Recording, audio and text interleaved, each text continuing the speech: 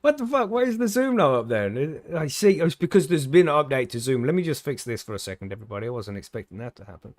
Um, how do we even do this now? Yes, yes, everybody. Yes, yes. Just let me fix this.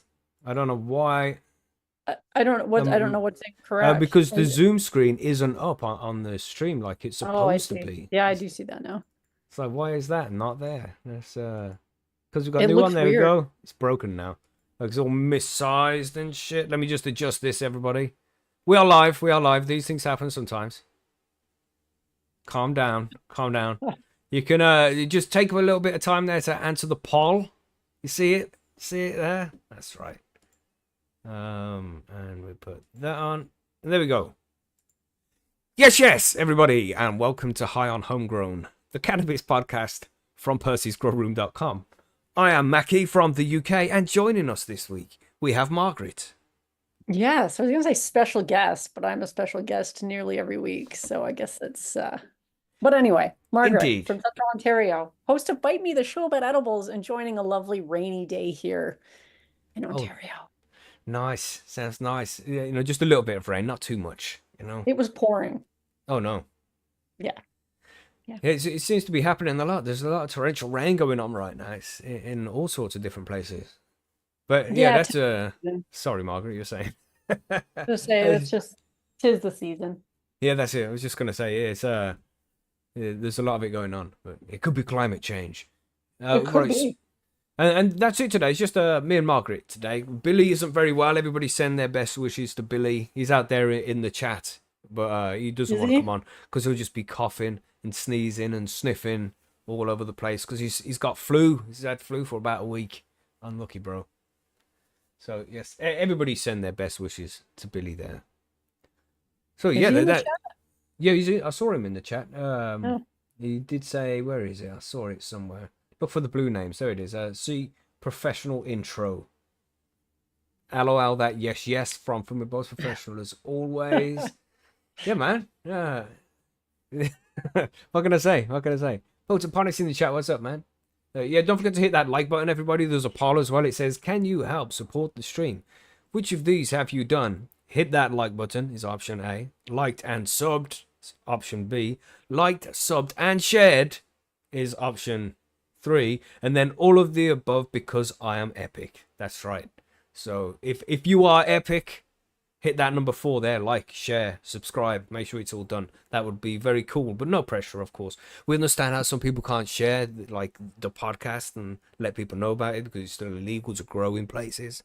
And you're like, oh, check out this podcast. And people are like, well, what do you know about growing cannabis? And then you're in the shit. So, you don't play that game. But if you can, we would appreciate that. That would be cool. But yes, intro time. That was part of the intro anyway. But what have you got today, Margaret? You got something nice to smoke or edibles, drinking? What's the score? Actually, I do have a drink because I went to the store and bought a few drinks yesterday. So today I have a blue raspberry fresh and Okay. some Hudson edibles, and I got a little bit of what was it called? Sunshine Pilgrim in my vape as well. Ooh. A little smattering of things. A little smattering. You don't hear that word very often. Gosh, nice. I've just got some SOS weed. I know it's the same stuff, but it's really fucking nice. But no drink because it's sober October is what they call it. And I was explaining this in one of the Patreon sessions the other day. I was just thinking that maybe and Billy said this as well. I don't drink too much, but I think I drink too often. So I think You don't drink too much, but you drink too often. So yeah. this beverage I have is a cannabis infused beverage, not an alcoholic Oh beverage. yeah. But Just so we're I'm all clear. British. We have to drink True. beer. It's the rules. It's True. beer and True. tea. There's two different types of Englishmen. You got the lout who drinks the beer, and you've got the posh Englishman with the pinky up who drinks the tea. You know how the stereotypes go, right? Yeah. I'm not doing sober October though, because I did sober September. Okay. So, you know. Yeah. So shout out to all of those who are abstaining from alcohol for a while. Yeah. But not cannabis. California sober. Yeah, exactly. That's what they call it, right? That's Yeah, what it the is. kids call it nowadays. Yeah. Yeah, so still enjoying some nice weed there. But yes, shout out to everybody. Hit the like button and all that. Should we have a quick look at some of these news articles? That's what we should do. Because we've noticed there's a little trend going on here with these news articles. These are all health related in some way. Well, apart from one of them, and the one which isn't is, does weed really make music sound better? So there's some scientific answers to that question, allegedly. So we'll take a look at that a little bit later on. We have fewer benzodiazepines prescribed where cannabis legally available, study finds, and that's from Leafie. We also have how doctors hope new cannabis drug will help cancer patients gain weight. Oh, yeah, so more good news there. A clinical trial shows synthetic cannabis reduces agitation in Alzheimer's disease, and that's from Johns Hopkins Medicine. That should be a good article with some interesting information in it. And then we have one more there. Cannabis might help the liver after binge drinking. So you can see it's all kind of health related. We got that binge drinking one there. So, For when you decide to start drinking again after Sober October, right? Oh no, I hate being drunk. I do. I just like a nice, refreshing beer. You know, I drink like 2 or 3 beers and I'm good. That's. I don't like being drunk and shit. So, binge drinking doesn't necessarily mean you're drunk. I thought that what it is like you just drink a shitload of beer. You know, you go out uptown, you go to the club, to the watering hole, as I like to call it, and but dance around. Speaking, they might say binge drinking could be like somebody who's had more than 4 drinks in a night or something, or 3 drinks in a night. That can be qualified as binge drinking. And you're like, but that's the only kind of drinking I do. So am I binge drinking? Yes, maybe you are. Maybe. Get your cannabis ready for the end of October, everybody. Right. Yeah, so cool news articles. For the Grow Guys, we're going to be looking at books. Well, we're not going to be looking at them because you got to get them to actually look at them. But we have some suggestions of different books. There's an article over at Percy'sGrowroom.com that will show you what books we have as well. So you can go and head over there. Just click on the guide, scroll down a bit. You'll see one about books, and that will show you everything which we're going to be covering in this episode of Grow Guys. Yeah, so that's everything really. Yeah, just me and you then, Margaret. It's gonna be a professional. It's gonna be professional as fuck. You know? Right? Exactly. Yes. Are we ready for the news? Ready to go? I guess I'm gonna have to be, because if you say yes, then that just leaves me. So yeah. I'll rock paper scissors for it. Right, let's do it. Yeah.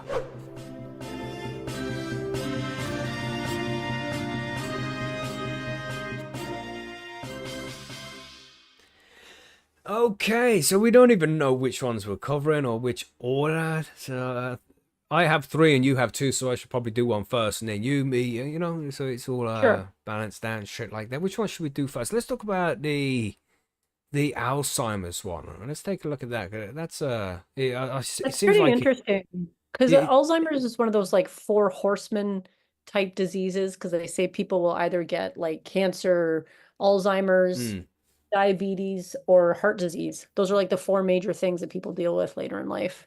Yeah, I mean, do you want to cover this one? If you can No, talk go about this ahead. one if you want to, because you might know more about this than I do. I don't know anybody who has experienced Alzheimer's or anything like that. I'm pretty lucky in that way. I don't know. I don't know much about it. It seems like you know more than I do. That's all I'm saying.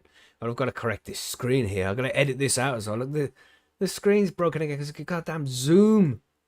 God damn you, Zoom. Yeah, I can see at the top it has a little. See, it's got the. Jesus. Little wee ones. Jesus, look Little at that. wee ones. It's fine. There's like little wins, as they say. All right, just correct it. There we go, everybody. There we go. Back to Mr. Beast standard of professionalism now. All right, yeah. So we're talking about this Alzheimer's article. Let me just get this back on the screen so I can see it, and hopefully that'll come up now. There we go. There we go. So the title of this article is "Clinical Trial Shows Synthetic Cannabis Reduces Agitation in Alzheimer's Disease." And what immediately stood out to me is where they used the word synthetic cannabis. Like, what the fuck did it even mean by that? So I hope that is covered in the article here. I'll zoom in a little bit so we can see the letters more. There we go. In a study led by the Johns Hopkins University School of Medicine and Tufts University School of Medicine, researchers show that a pill form of the drug dronabinol an FDA-approved synthetic version of marijuana's main ingredient, THC, reduces agitation in patients with Alzheimer's by an average of 30%. So that's a good third. That's a decent amount. You'd obviously like to see more, but you know, you're gonna take what you can get, I suppose.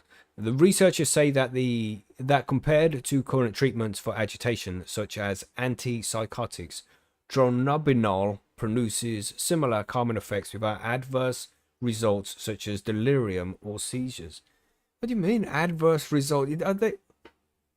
Let me read this sentence again so we can try and make sense of this, right? The researchers say that compared to the current treatments for agitation, such as antipsychotics, dronabinol produces similar calming effects without the results such as delirium and seizures. So they're saying that antipsychotic drugs that are currently available to people with Alzheimer's can have side effects of delirium and seizures. That sounds terrible. Damn. Yeah. Because the agitation can be pretty bad. That's bad. But then, What do they mean by agitation? Do you know what they mean by that, Margaret? I don't know. I don't really, except I know that sometimes patients, when they're dealing with like Alzheimer's, sometimes they can become aggressive and Right. agitated. And I think it's a lot because their brains are changing and they're often confused, don't know what's going on. Like, I'm definitely no expert, but Scary. my ex's dad has Alzheimer's. He's still alive, but he was pretty upset about things in the initial stages because he didn't think there was anything wrong with him. And that makes it really hard. Yeah. Yeah, tragic, man. Too many people dealing with this. And, you know, thoughts to anybody out there who is suffering with this, both suffering with it and family members who have family members with it, because it can't be easy, man. It's got to be dreadful to see somebody go through that. We'll carry on here. It says, results of the... I'll scroll up so you can see it. Results of the 8-year clinical trial were presented to the International Psychogeriatric Association Conference in Buenos Aires, Argentina, on September the 26th. I hope I didn't butcher the fuck out of the pronunciation of that. These new findings represent 8 years of work dedicated to people who have Alzheimer's, as well as their caregivers, says Paul Rosenberg, a professor of psychiatry and behavioral sciences at the Johns Hopkins University School of Medicine and co-principal investigator for this study. Agitation is one of the most distressing symptoms of Alzheimer's dementia, and we are pleased to make positive strides forward in treatment of these patients. Alzheimer's disease is the most common neurodegenerative disease in the United States, with an estimated 6.7 million cases in Americans aged 65 and older, according to the National Institute of Health. Now, that's a lot of people, man. 6.7 million people, and that's just in the United States. You know, this is it affects people all over the world. Crazy. The number is predicted to grow to 13.8 million people by 2060. Agitation is difficult to manage. It is defined as excess motor activity, so pacing or repetitive movements, verbal aggression or physical aggression. An estimated 40% of people with Alzheimer's develop agitation. Okay, so that's what it is. I think, like you were saying, they're getting frustrated because, you know, they don't know what's going on or they've forgotten something, so they get aggressive. Damn. But, and this article obviously continues. You can go read it over hopkinsmedicine.org if you want to go look into this further. But there's just things that stand out to me here. Is like, why are they using this synthetic cannabinoids? Why they, you know, this dronabinol, is it called, or something like that, instead of THC? That's a really good question. The only thing I can think is that it's easier to dose, maybe, because obviously cannabis is super effective, but you really have to kind of find your dose that works for your particular symptoms, I guess. And I feel like sometimes doctors just like something that's consistent. Yeah, I think that's right as well. We've seen there's been many people on the show who have mentioned that when it comes to the whole medical side of things, is the way things are dosed makes it really difficult, and the way each strain or even each plant can be different from another one. So you need to have the right level of terpenes, and different terpenes kind of do different things, and it's just there's so much difference between each plant. It's difficult to get that dose, absolutely correct, unless you distill it all out and then put it all back together again. which it might just Yeah. be more cost effective to make a synthetic cannabinoid in that case. Right. Because Mm, I think too, when you're dealing with patients with Alzheimer's, you're dealing with a whole different set of issues as well. Because I mean, a lot of people can track and figure out what dose works best for them. I mean, lots of people do that all the time. But if you're dealing with a patient that has memory issues and they're aggressive, somebody else is probably helping them figure out the dose for them, mm. if that makes sense. Yeah, yeah. Yeah. Yeah, it's going to be difficult to keep track of it yourself, and like you say, they might not even be aware of it, like that they have the problem in the first place as well. So it's going to have to be a Yeah. caregiver dealing with this kind of thing. Yeah. Damn, it's just scary to think, and as we get older, it's something that could be potentially heading our way. Gosh, scary. Yeah. Yeah, it Uh, is. Alzheimer's is brutal. It's so Mm-mm, brutal. yeah. And you think they'd do more studies in what THC would do as well? Yeah, I'd like to see more studies in that. But it is probably just down. I can't think of any other reason. But I'm not in the medical field, so I don't know. But I couldn't think of any other reason why they would use a synthetic one rather than the natural one, other than the dosing thing. That's the only thing that makes sense. Yeah, I don't know either, because you could also do like I'm sure edibles would be another way for people to consume the THC as Hmm. well, Mm-hmm. as far as patients go. But I suppose But that's essentially what a pill is. yeah, It just yeah, don't taste nice like a gummy would. It's just, right. a way of delivering an active ingredient. But you Hmm. can give them a gummy too. Like I don't think there's anything that says you can't. Hmm. That'd be a better option. Yeah, I Yeah. wonder if I don't know if there's anybody out there in chat or one of the listeners has a family member who suffers with Alzheimer's and has tried cannabis, and I wonder if it makes a difference at all. It's another one of those things. There's so many things that cannabis can at least relieve the symptoms of. Never mind cure and get rid of, like epilepsy. We've seen it do the whole thing with Parkinson's. There's that famous video of the guy who has Parkinson's and he can't control his body, and he gets some cannabis, an oil. I think it was cannabis oil, and he rubbed it under his tongue, and after a few minutes, he has control of his body again. So it does so many Right. things for us. It's absolutely crazy that this is illegal in the first place. You know? Yeah. Yeah, I know. Yeah, those videos are pretty remarkable, actually, when you Mm-mm. see like the before and after. It's like, holy cow, Yeah. how is this illegal in so many places? You know, or at least not being used as actual medicine, because it is actual medicine. But this westernized medicine that we have that tells us, no, no, our shit's better than that. Oh, man, Hmm. it's shocking to see, and there'll probably be more in the future as we move forward, and cannabis is being legalized in different places around the world, and people are allowed to do actual studies on this shit now.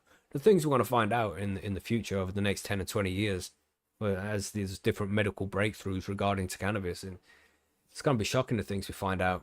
And then we need to hold these people who have made it illegal for so long and prevented people from getting it. We need to hold them responsible. You know what I'm saying? These Yeah, that would motherfuckers. be nice. Mm-mm. It's never going to happen, though, is it? No, we can dream. We can We can, dream. We can yeah. dream, motherfuckers. Because somebody needs to be held responsible, and it's disgusting. Damn. But yeah, this article it goes on for a bit longer. There is more stuff in there, and if it does interest you, then head over there and check it out, man. Over at hopkinsmedicine.org. Good news story there. Do you want to hit one of yours now, Margaret? See what we got from you. Yeah, though I'll start it with the I had the marijuana might help the liver after binge drinking. Mm-hmm. Mm-hmm. So we can see So the for difference all now between of a substance that damages your body that is completely legal. Carry on, and then we got a substance which helps in so many different ways for so many different things. But you can't have that. You can't have. right. No, Sorry, you no, can not have at it, all. Margaret. I can't have it. I can't have it. That's right. So the article is from the Mercury News and it says alcohol is almost as old as man, but isn't the healthiest and binge drinking can be dangerous, but it seems cannabis can help. Wine, tequila, espresso martinis, craft beer, and more, all part of a night out. That sounds like a hangover to me right there, if you're drinking all of Mm-mm. that. But anyway, history has evidence of alcohol from 7,000 BC in China. And while cannabis is just as old, it didn't take off as quickly or as much booze. Hmm. That's It's not good supposed to be grammar, another but as there. Well, this just goes to show, but it wasn't written by ChatGPT, in my opinion. yeah. I also don't know if I agree with that statement, but whatever, we'll leave Yeah, that no, I'm aside. kind of skeptical of that as well. Yeah, Where's your proof? Show me proof. yeah, You exactly. know, Where are you getting these motherfuckers. figures from? But used as an aphrodisiac, medicine, and to relax. Period. Okay, Okay. maybe ChatGPT did write this. Are they talking about the booze or are they talking about the cannabis? I'm not really sure because that was the full sentence. Anyway, while popular, booze isn't as good for the body, especially in frequent and large amounts. Now it seems cannabis might help the liver after binge drinking. Binge drinking has long been coming. The Center for Disease Control and Prevention reports it can lead to memory and or learning problems, as well as unintended actions like unsafe sex or car accidents. Chronic diseases like stroke, high blood pressure, and liver disease can also occur, and binge drinking is considered to be having 5 or more drinks if you are a man, or 4 or more drinks if you're a woman in about 2 hours. Okay, so they've defined what binge drinking is. So we all know that it can cause alcohol liver disease. It can have serious and life-threatening it can be serious and life-threatening, progressing in stages from fatty liver to alcohol hepatitis to cirrhosis. But what data tends to show is binge drinkers who use cannabis. No, ChatGPT couldn't even do this No, badly. it couldn't be. This is somebody who doesn't even speak English as their first language. This is I bad. know, The show is but discovered being drinkers who use. I know. The binge drinkers who used cannabis had decreased risk of alcohol liver disease. In fact, the heaviest cannabis users showed the slowest chances of developing ALD. What A gets study me of, here, sorry, Margaret, but just a yeah. couple of paragraphs up here. If you can see on the screen, everybody, it's like, what does that sentence mean? Binge drinking has long been coming. Well, it's been long been coming since 7,000 BC in China, I think. If they were say like, I don't think binge drinking is new. So I don't know what it means by that. We need to know what everybody thinks. Like, it's if you're in the chat or in the comments, is this Chat GPT? Is this a random person? Who made this fucking article from the Mercury News? But sorry, you want to carry on, Margaret? Yeah. I mean, it says Amy Hansen, but Amy, I'm not sure this is your Hmm. best, but a study looked at 32,000 people, which is quite a few people, who admitted to a history of excessive alcohol intake. As the data indicates, it could be helpful. It has to do with cannabis's anti-inflammatory capabilities. The liver contains cannabinoid receptors, which respond when you consume cannabis. And previous studies have demonstrated how cannabis could be used as therapeutic treatment for liver disease. When patients first develop ALD, inflammation occurs. Cannabis use reduces that inflammation, therefore slowing the disease's progression. Our studies could not ascertain which cannabis strains were used, one of the study's authors said, so we couldn't determine the cannabinoid content of what each individual ingested. We also couldn't ascertain the dosage or modes of use, although it was most likely through smoking. The same researchers added that he's confident cannabis-based treatments will be used in treating various liver diseases. His group's currently developing different formulations for specific disease. He did, however, caution that cannabis doesn't solve all liver diseases, nor does it make it okay to binge drinks, then hit a vape. Wow. Hepatitis, just the grammar is giving me a twitch, but hepatitis C patients actually had more scarring and their disease spread faster if they were heavy cannabis users. It's also important to remember that more research needs to be done with rescheduling. It will provide a greater opportunity to unlock more of the plant's medical benefits. That is all true. So, oh, Wow. sorry, it also said, nor does it make it okay to Bing drink. Bing drink. Bing. Yeah. Yeah. It's different. Yeah. Wow. think we know the gist is you probably shouldn't binge drink, and cannabis use may help if you already have liver problems, but I don't know if that's really a great. I don't know if you should be waiting that long to deal with the drinking. Mm-hmm. Yeah, I don't know if introducing cannabis to help with your binge drinking is really the approach the You doctor know, would it's like, recommend. oh, my liver feels a bit swollen. It's okay. I'll smoke some cannabis and Some I'll be unknown fine. cultivars. Yeah, it's Oh, not like that, good. everybody. Be careful out there. You know, don't drink too much. It can be easy to do because it's readily available all the time. But if you do feel as if you have some kind of drinking problem, then there's help out there, man. Uh, Cannabis. But seriously, there is help out there. You don't have to suffer alone. Gosh. Yeah, like I say, I'm doing that Yeah. whole fucking sober October thing. It's 6 days now. 6 days. Yeah. Who's So counting? how are you You know? feeling? How are you Oh, feeling after fine. six It's not days? like I even drank a lot. It's just I didn't get drunk or anything like that. And it feels strange to even talk about it like it was any kind of issue. But at the same time, maybe it was an issue. I don't know. Did I drink too much? Did I drink too much? I don't know. I don't ever get drunk, so I think that I don't. But the constant, yeah, it's like I drink 2 or 3 beers a day, and maybe have like a day off every week. Right. But most days, and over the last year as well. It's not like I've always been that way. It's maybe just over the last year or so. But When I sometimes was, it's like it can be tricky because drinking is so culturally accepted and yeah. pervasive. Hmm. Like I wasn't drinking at all this I haven't been drinking at all for September, and I haven't had any drinks yet, and I met some friends at a bar for a trivia night and I didn't drink, and it's kind of weird. Yeah, yeah, it is weird. I'll just have a water, please. I do sparkling water when I'm at a bar. Thank you All very much. right, you one of those, are you? Well, it just makes it a little jazzier than just Yeah. water. Mm-hmm. Mm-hmm. Yeah. Yeah, it's you should be able to tell it yourselves, everybody, if you have a problem, because you'll be telling yourself. You'd be like, oh, I think I have a problem. If you think that, then maybe you have an issue. Address it. Don't just let it sit there to the stage where you have to have liver damage and shit like that. Yeah, that's waiting a long time. Mm-hmm. Mm-hmm. But it's just Yeah. so easy to take advantage of it because it's so readily available, and like you say, so socially acceptable as well. Everybody just Yeah, expects you to and drink. what I really wish is I could sneak in like a cannabis drink and then nobody would know, but I haven't done that yet. Remember I can days when probably that would have sneak been out for cooler, you know? that. Yeah, but that's what I would like to do, Hmm. is just sneak something in. It's a great article there. Well done for writing that, whoever wrote it. There is a. Oh, I think they've they got to wrote it well. listen to this article as well. I wonder if it just reads it out. I think they wrote it while drunk. That's the Maybe, only explanation. maybe reassuring themselves that it's okay.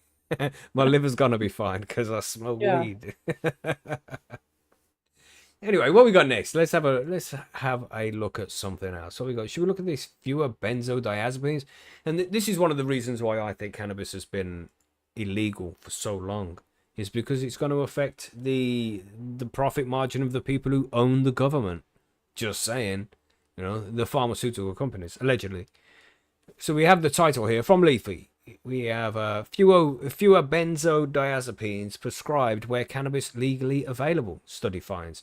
Researchers in the US have shown that in states where cannabis is legally available, either medically or recreationally, benzodiazepines prescriptions reduced significantly. And we've discussed this in the past. With like on average, all these different states where cannabis has been legalized, there's seen a loss in profit of around $2 billion on average for each state to the pharmaceutical industry.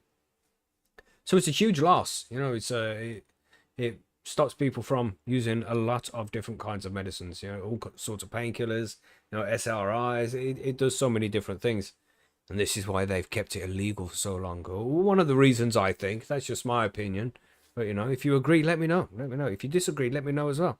That would be cool. Start a discussion about why you think cannabis is illegal in the chat and in the comments. That'd be sweet.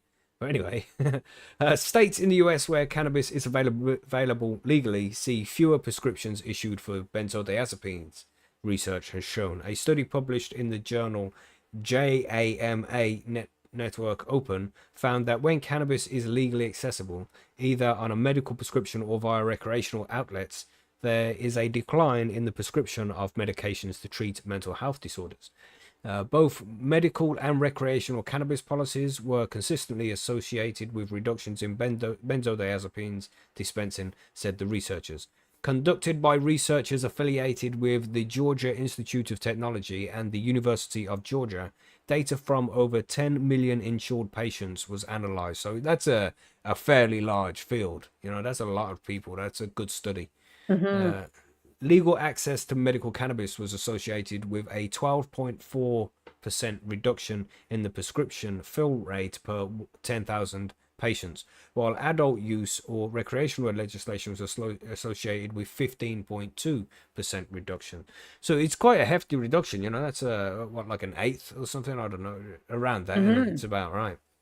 So, and I don't know, man, I'd like to see a monetary value of that, like how much was lost to the and this is just for benzodiazepines as well. Remember, this is for mental health issues.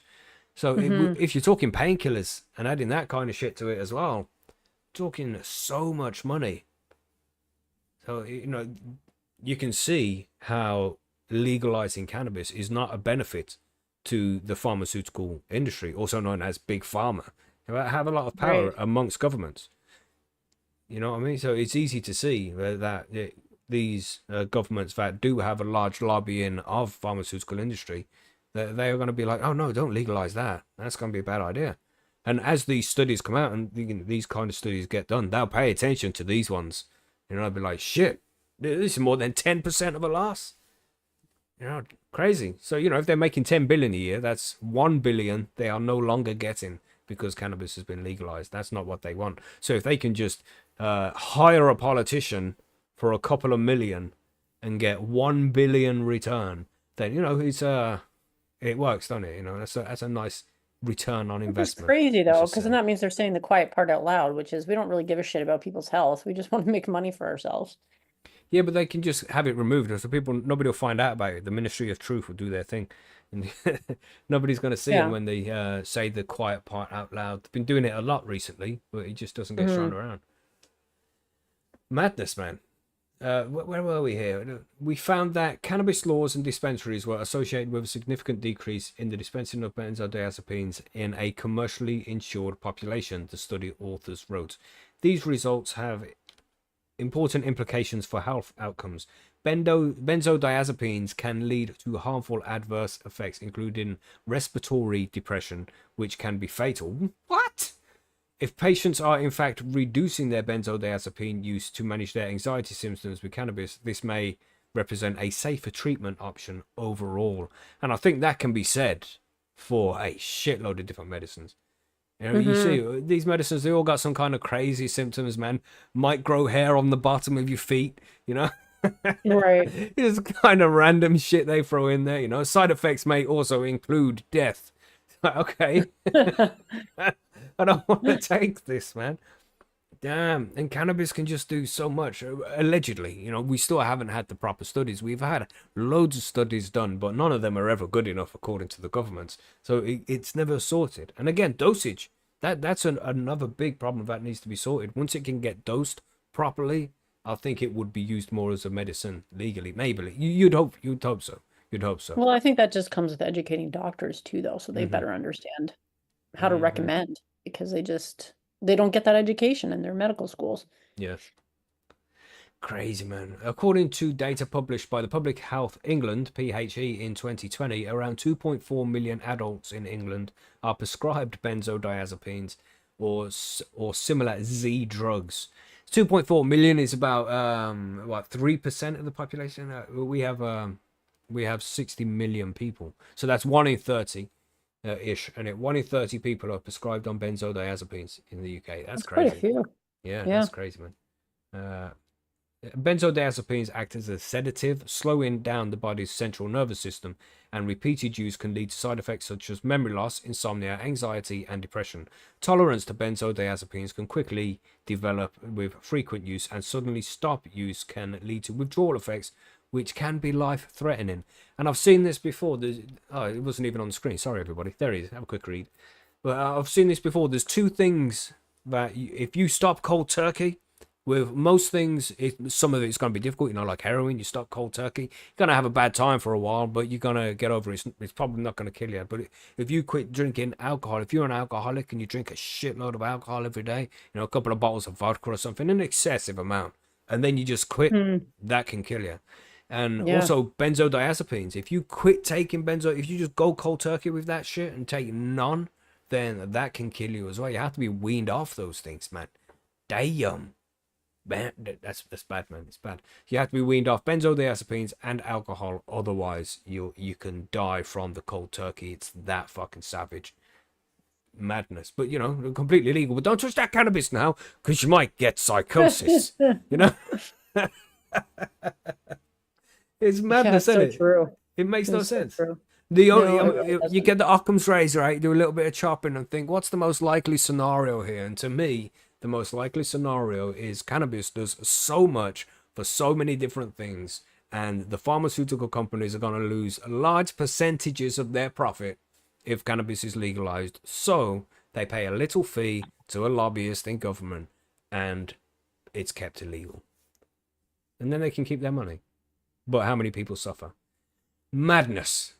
So yeah, you can go and check out this article over on leafie.co.uk if you want to read any more of this. But that's just about everything from this article here.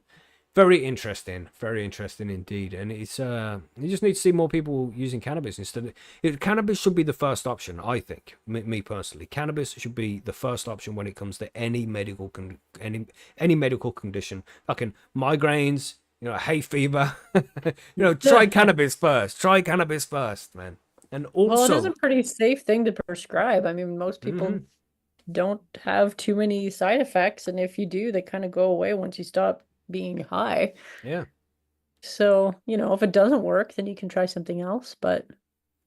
And for those of us who have to pay for medicine, if you can grow your own medicine at home, come on, you just make sense, man. And then you know what's gone into it. It's gonna be good shit. Wait, now you're talking radical self-reliance, Mackie. Oh yeah, they're gonna shut us down. There's flags. There's YouTube flags. Gosh. And you know what the scary thing is, Margaret? It's not even a joke. It's a true story. No, it really is. Yeah. The world's going mad. Damn.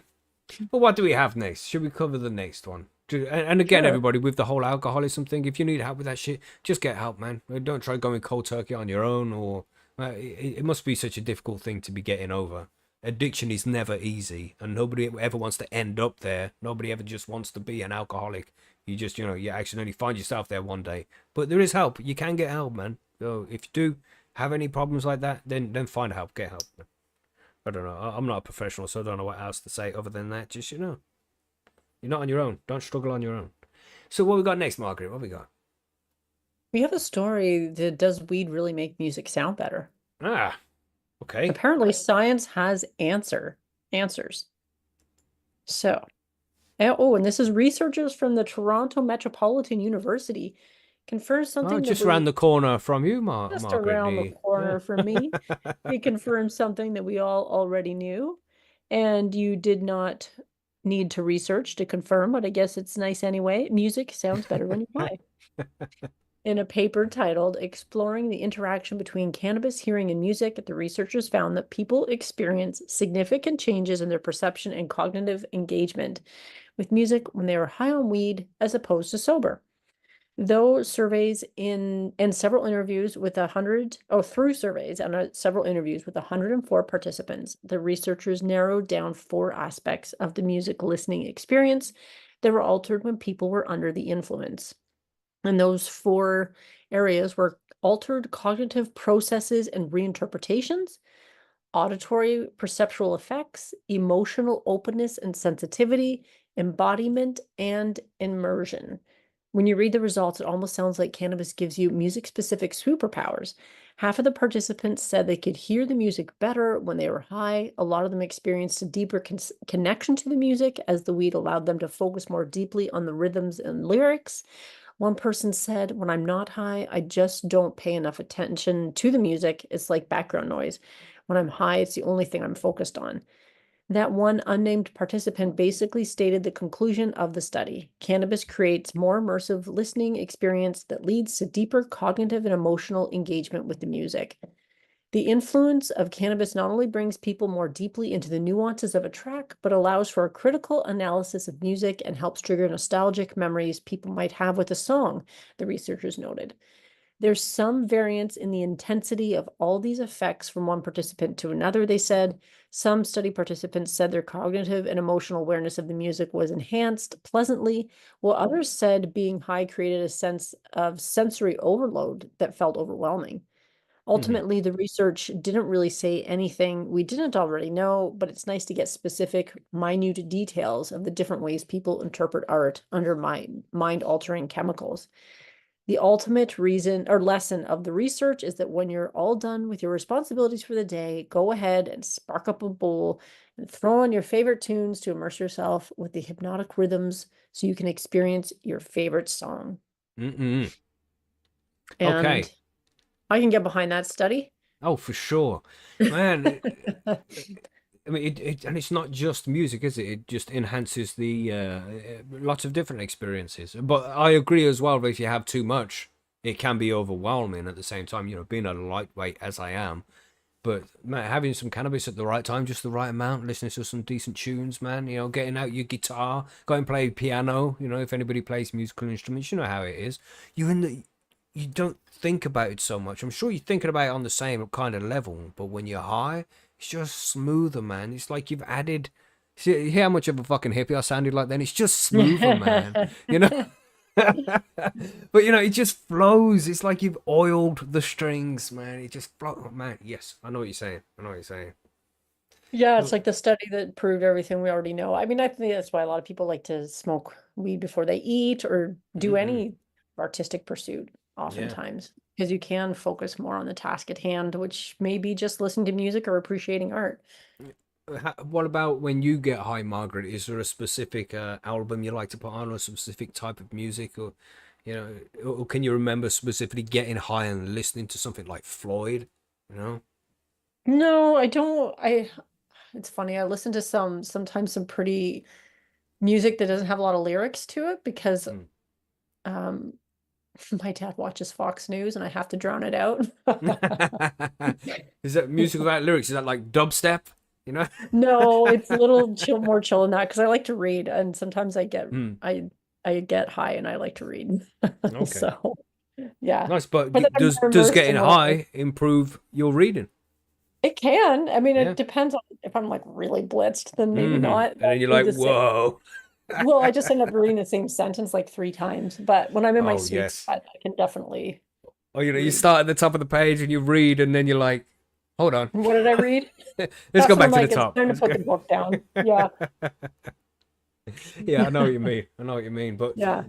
everybody out there is short, and surely you have as well, Margaret. You've listened to like Dark Side of the Moon, Pink Floyd. Pink Floyd is famous for like you've got to get high and listen to Pink Floyd. Like Us and Them and Mhm. Breathe. Breathe. God damn it! What about you? Got to get high. If you haven't done this yet, everybody, right? This is what you have to do today. This is homework for this week. Okay, if you haven't gone and listened to Pink Floyd in Pompeii at the amphitheater live when you're just a little bit high on weed, then you're missing out. That's your homework this week. Have to go do that. Just I will say I did have a pretty big experience one time getting really high and listening to the first Flatbush Zombies album. So okay. that you could try that after Pink Floyd. So Mm-mm. Yeah, yeah. man, give it a shot. But that Pink Floyd in the amphitheater in Pompeii, it's just it's famous for just being epic, and it is fucking epic, man. Yeah, high, maybe a little bit of shrooms, but I'm not encouraging that. That's your decision. Just get a little high and watch that shit. Just put it on in the background. You don't necessarily have to watch it. Put it on in the background and do stuff, man. Mm-mm-mm. Lay back in the dark, just chill. Yeah. Pink Floyd high is epic. Watch the shows as well. You know what I'm saying? There's just some music out there that just connects much better when you're high. But that's the same with movies. That's the same with Hmm. fucking playing Lego with your kids. It's the same as taking the dogs for a walk. If it's used correctly, it can enhance a lot of experiences. So yes, enjoy cannabis, everybody. Enjoy cannabis responsibly. Yeah, Yes, of Lone course. Star Love says I didn't have Margaret pegged as a Flatbush Zombies fan. I dug their first album. Yeah, I haven't even heard of those guys. Yeah, they're like a hip hop group or whatever, but Okay. I took my daughter to her first concert. And it was Flatbush Zombies, so they were pretty good at that as well. Awesome. Awesome. Yeah. Man, so many good bands out there. Let us know what your favorite bands are, everybody, in the comments or in the chat. Let us know when you get high, what your go-to music, man. Be a interesting question to ask everybody out there. We have another one. Let's have we only got one more left already? I think so. Uh, Yeah, I think we're on the last one. did we? Yeah. Flying by, flying by. We have this how doctors hope. Let me close that for a second. How doctors hope new cannabis drug will help cancer patients gain weight. So this is a problem for many people who suffer with cancer or chemotherapy, is the weight loss that follows. So getting anything that's going to help with that is going to be a good thing. We have researchers are hoping to capitalize on a cannabis use side effect to improve the lives of cancer patients. So, a cannabis use side effect. How do you know what do you mean it's a side effect? Maybe that's one of the causes of cannabis, doctor. It's not a side effect. This is what it's supposed to do. What, make you eat? Yeah, maybe some cannabis is supposed to do that, I Because never they say get it's a side effect, but yeah, I don't really get the munchies. But it's going to depend on what cannabinoids are inside because some are appetite stimulants and some are appetite suppressants. It depends on the type of Yeah, cannabis you it's get. kind of interesting. Yeah. Mm. So when they say it's a side effect, maybe it isn't a side effect. Maybe it's like saying when you take paracetamol, getting rid of the headache is a side effect because it was supposed to get rid of your backache. Yeah. It's all part of the job. We have a British biotech company is hoping to harness an infamous side effect of cannabis use, commonly known as the munchies, to help improve the lives of cancer patients. The use of the drug has long been associated with an increase in appetite. Pharmaceutical firm Artello has been working on a drug which says imitates the effects of the cannabis plant, but only on the body and not the brain, so patients will not get high. What's wrong with these people? Why can't people just get a little bit high? You don't have to get rid of it completely. You can give them just a little buzz. We understand Right. some people might not like getting blitzed, but come on, you can't remove the whole good part. I agree. What's left? I Yeah, mean, I come guess on, all man. the good side effects, but whatever. No, and it doesn't have the taste. Oh, well, this seems like a waste. Yeah. Anyway, it comes as scientists of the University of Oxford are developing a vaccine which is hoped could start to wipe out ovarian cancer within 5 years. And wouldn't that be fucking awesome? Ovarian vax teaches the immune system to recognize and attack the earliest stages of ovarian cancer, and researchers believe it could be given to women preventatively on the NHS. Hmm. That's interesting. Yeah. I have Um, some, that's dubious. yeah, Let's yeah. just, We're yeah. all just a little bit caught. Fool me once, shame on you. Right. Is But that they're fool given me to women twice. preventatively for free? Is Yeah, for this, in the NHS, essentially, it is for free. Yeah, because they do hmm. something similar with cervical cancer. Because cervical cancer is supposed to be some kind of variant of genital warts. Apparently, trigger warning everybody talking about mean shit, which is a kind of hepatitis, and that develops the Oh, is that cervical like the cancer. HPV? Yeah, Some that's right. strain of Yeah, so HPV. yeah, Yeah. so they have the HPV vaccine now, which is Yeah. given to the girls in the UK preventatively, and seems to Given do to a boys decent and job of girls it. over here. Yeah, I think so as well. They do Because encourage boys men to can have it have too. HPV and they can spread it as Hmm. well. And yeah, they Fun spread it fact. onto the women. Yeah. Yeah. Yeah. So I mean, it's always a good thing, but everybody always needs to just remain cautious about this shit, I think. Yeah. But there is, because of the mRNA vaccine flag, uh, allegedly, the way it works can be used to actually target specific cells in the body. Like they can take, if you have cancer, they can take whatever cancer you have, they'll take out a specific cell of that, teach the mRNA vaccine how to fix it, inject you with it, and it will go and kill off just those specific cells because they have certain Hmm. spikes on them and shit. That's I'm not some kind of biologist. I enjoy reading about science, and I say reading about science meaning I watch YouTube videos about this stuff sometimes. It's not like I'm well read on it and shit. But it is. It does seem like a quite a promising piece of technology if it can be. Well, it does Uh, sound promising too, because a lot of the times when people do that chemotherapy, it attacks the whole body, right? Like hmm that's why you start to feel sick and you lose your hair and you just feel like crap Yeah. because it attacks the cancer, but then it also attacks the rest of your body, hmm which what makes it so Terrible. difficult. Yeah. Yeah. So to have some kind of vaccine that fixes that, it would be awesome. But it just seems like a difficult thing to get actually utilized because there's so many different types of cancer. But anyway, we'll read a little bit more of this article here. What is the cannabis drug? The drug, currently referred to as ART27.13, was originally developed by AstraZeneca. I'm gonna put in like them like horror sounds after that. Yeah, some people might get triggered by those guys. Researchers at the pharmaceutical firm Artello Biosciences and Trinity College Dublin have been experimenting with evolving it for use on cancer patients. In a paper published in the journal Pharmaceuticals last November, they said it had provided a breakthrough in cancer cachet. Oh, man, I'm not even going to fucking try saying that word. So this is how it's spelt, everybody, so you can see if you can pronounce it. Cachexia. So cashiaza. I don't know. Which is a change in the body causing people to lose weight despite eating normally. Depending on the type of cancer, between 60% and 80% of people lose weight. So yeah, lots of people lose weight, and it seems as if it's not just down to chemotherapy, but it's down to the actual way cancer treats the body itself. That's what they're saying. And they believe it could protect against muscle degeneration associated with colon and lung cancers, and that's what that word is. That cashier. I Hmm. wonder how right I got that. And may also positively impact life expectancy. Dr. Stephen Reich, Artella's chief medical officer, said last year that the data from their research supports confidence ART 27.13's potential as a supportive care therapy for cancer patients, as it may not only increase appetite but also prevent muscle wasting. So all good news there. If this actually works out the way it's supposed to work out, then this sounds okay. Well, we'll Yeah, it see. does. Yeah. It says, how will it work? Researchers hope ART23.13 will be able to restore appetite, reverse weight loss, and improve the quality of life for cancer patients.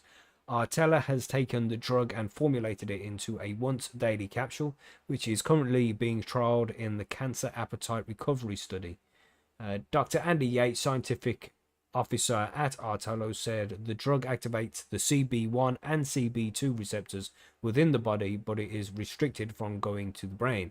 He said that those receptors are known for being important in people's appetite control, so if you switch them on and get hungry, they eat more. But cannabis, you can just use normal cannabis. Yeah, I was just thinking the same you know? thing. Yeah. You could just like, I I don't know, swear, man, smoke right. some weed. I've said this many times on the show, and one day it's gonna come to the point where they finally tell us the truth and be like, "Oh, there's a cancer stuff we've all been having trouble with for so long. The cannabis stops it, and we have only just found out." And no, they haven't. Yeah. They've known for a fucking long time, and all of these people have died from this preventable disease just because they didn't want us to get access to our own medicine. That would be absolute fuckery. Yeah. Imagine if that happens. There'd be uproar. I would hope there would be uproar because that's deserved uproar. But imagine, after all, the cure for cancer is cannabis. Imagine. I'm not saying it is YouTube, so calm the fuck down. But you know what I mean? What if it is? What if it is? God damn. Yeah, that would be Uproar. pretty remarkable. Mm-mm. Which would be more remarkable, the fact that cannabis cures cancer or the fact that the government hid it from us and the Well, pharmaceutical industries. So I'm yeah, never the surprised last about part would be, cannabis anymore. It's like, oh, cannabis can do this now. I'm like, yeah, not surprised. You know. yeah. Yeah, I know. I know. Mm-mm. Interesting. Let us know what you all think in the chat and the comments, everybody. Do you think But it's the basically, government or what? Sorry, But they Margaret. are basically saying like they've developed some kind of drug, right? Like that's Yeah, they must have I don't know, separated a part of it or something. Or, I don't know. Or the maybe they Leafie have just wants lung developed a. effects to do that. Mm, mm-hmm. Yeah, I wonder if it says what the researchers. What does it say? And that's what we're looking to determine in the study. We have a little bit more. We'll read through this. It might tell us what have researchers said. Dr. Barry Lyard from the University of Edinburgh's Institute of Genetics and Molecular Medicine is the principal investigator in the CARES trial. That's the CARES, the guys running this trial. He said this really represents a new era of therapeutic development and really had the potential to improve things for our patients. What's really key about this to me is it's changed from standard cancer care. We are not just focusing on the tumor, we are focusing on the patient. That's what it's about, helping these patients live as well as they can. And if we do that, they will live as long as they can. While Dr. Yates told the Times, ultimately there is a big correlation between the weight of a cancer patient and their outcome. Sadly, there are not very many treatments option available for those who are suffering weight loss. So we hope that our drug will help transform that by giving the appetite back. However, he admitted getting the drug to clinical trials has been a nightmare because of the need to get a license from the Home Office. So yeah, the government's holding them back so even though Of they course. want to get this shit done, the government's like, oh no, you can't do that because our friends said, you know how it is, everybody. Mm-hmm. Fuckery, man. But it sounds like an interesting study happening there. It's man, Yeah. and the government's just like, no, you can't do it. You can't have a license. I wonder if they got their license yet. It'll be interesting to get this guy on the show. I wonder if I could do that, and I'll try and reach out to this guy. If anybody has any way to get in touch with this guy, finds a way, then let me know, and I'll try and get him on the show so we can talk about the study itself. That would be a very interesting study, a very interesting interview.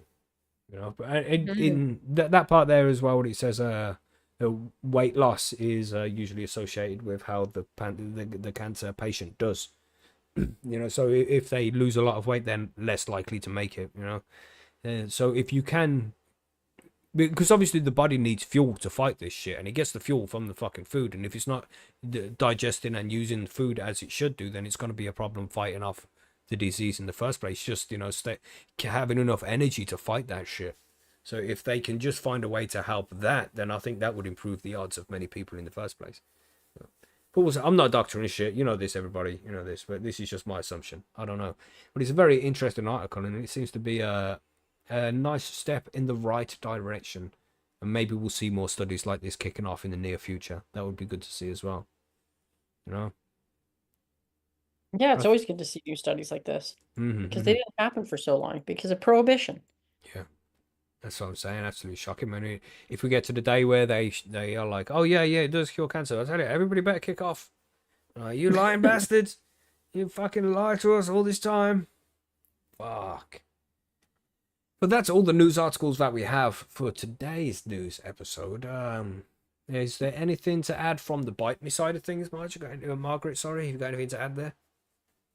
No, I don't think so. I just have like an episode come out with Allison of Pause Consumption. If you want to have a listen to that, Yeah, I then saw I that. encourage you to Yeah, do that. Yeah. She's based out of the States though, but she is has started a consumption lounge. nice. He's in California Yeah. because it's legal now. No, she's in Arizona actually. Okay. Yeah. Yeah. Yeah, so But California's starting up, getting some consumption lounges up and running now. yeah, because we did talk a lot about like why they're so necessary. Hmm. I don't know how in Canada, I think we're creeping up on like 6 years this month of legalization, and we still don't have consumption lounges. Wow, that's fucked, man. I know. It just makes no sense, does it? Like, what the fuck are they thinking, man? But I don't know. it seems like an interesting topic. I'm gonna have to check it out. We just head over to bitemepodcast.com, or do we find on Yeah. our favorite networks out there? The most You can recent find it on episode. your favorite podcast platform. It's the latest episode, or you can find it on yeah, on my website too. Nice. Sounds like a very interesting episode. Everybody go check it out. And I'll go and listen Yeah. to Bite Me, this show about edibles. Do it. On the side of Percy's Grow Room, we have the October comp is up and running. Usually we do this as a pumpkin carving competition, but we decided We have so many talented people over at Percy's. The same few people would win the pumpkin carving standard is absolutely ridiculous. If anybody thinks stoners can't do complex shit, they need to go look at the fucking pumpkin threads that we've had in the past. Damn. So, we're doing it as like a Halloween composition rather than just pumpkin carving. You can carve a pumpkin if you want to. You can make a scary bong, a scary pipe, decorate things up, all sorts of shit like that. Go and check it out. It's being run by Turpopotamus. Shout out to Turpo for running the comp. And the winner will be decided by public vote over on Percy'sGrowroom.com. And if you win, you get an Ariza desktop vape. More information is available over at Percy'sGrowroom.com in the October comp thread. So go and check it out and get involved in good the prize. Oh yeah, it's a beast of a prize. Beast of a prize. So And remember, people, you can use your already vaped bud in edibles. Win-win all round. Exactly. And there's lots of different ways to enter as well. You don't need to be an excellent pumpkin carver or anything like that. There's lots of ways you can potentially win this. So go over, check it out, get involved, and just come and have some fun. Just taking part is going to be entertaining and fun. So get that done. We also, this week on Friday, when I released the Grow Guides, I got an email from the people who send out our podcast, and there was like, oh, congratulations on 400 episodes. Like, damn. That's wild. Damn, 400 fucking episodes? Damn. We old now. Oh, yeah.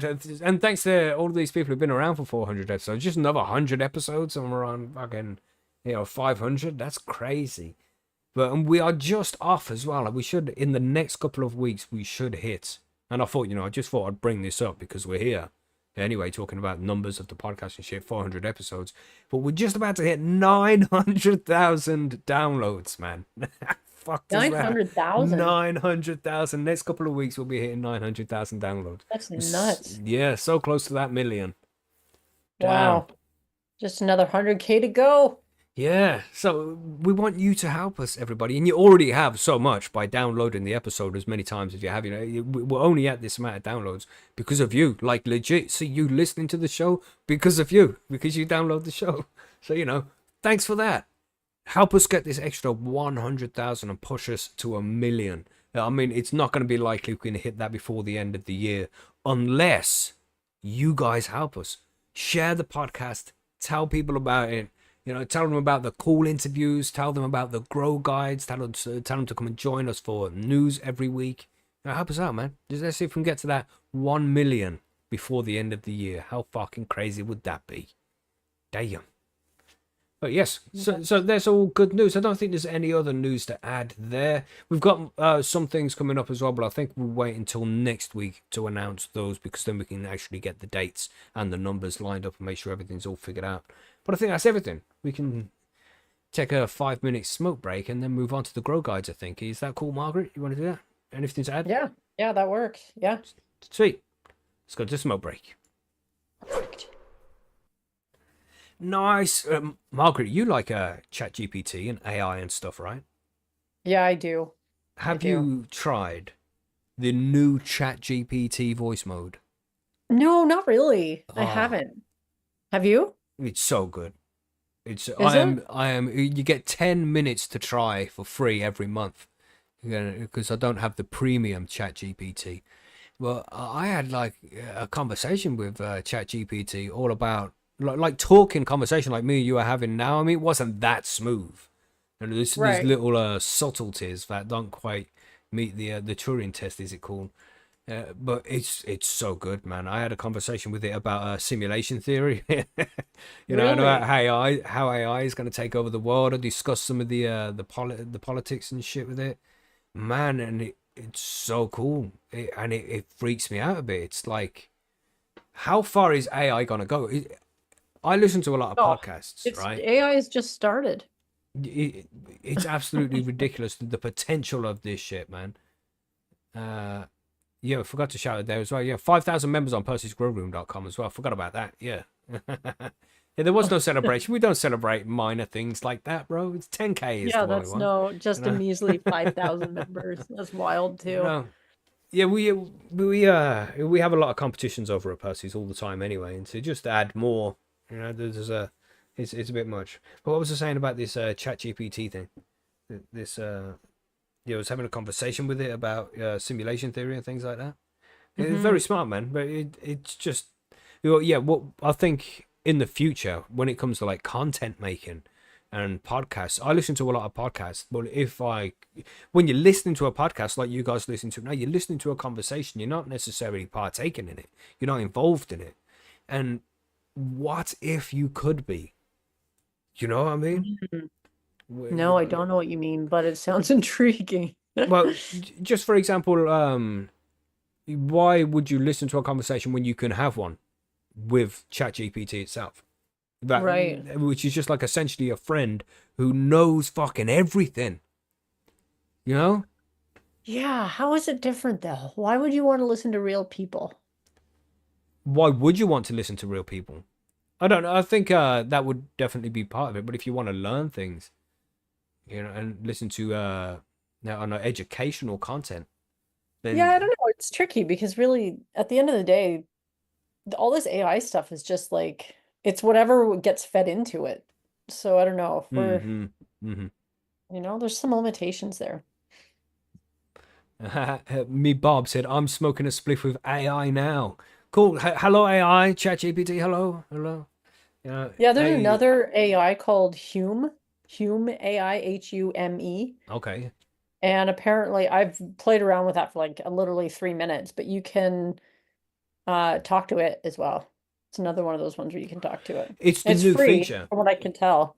Yeah, it's the new feature about it. It's like this is the next level it stepped up to because they're all Yeah. based off ChatGPT. You can go and make your own ChatGPT bot that specifies in a certain thing, but it'll still get run through ChatGPT. It's like a little section of it, Yeah, like you and can that's make your probably own what they're doing. GPTs or whatever. Yeah. Yeah. It's very cool. Interesting.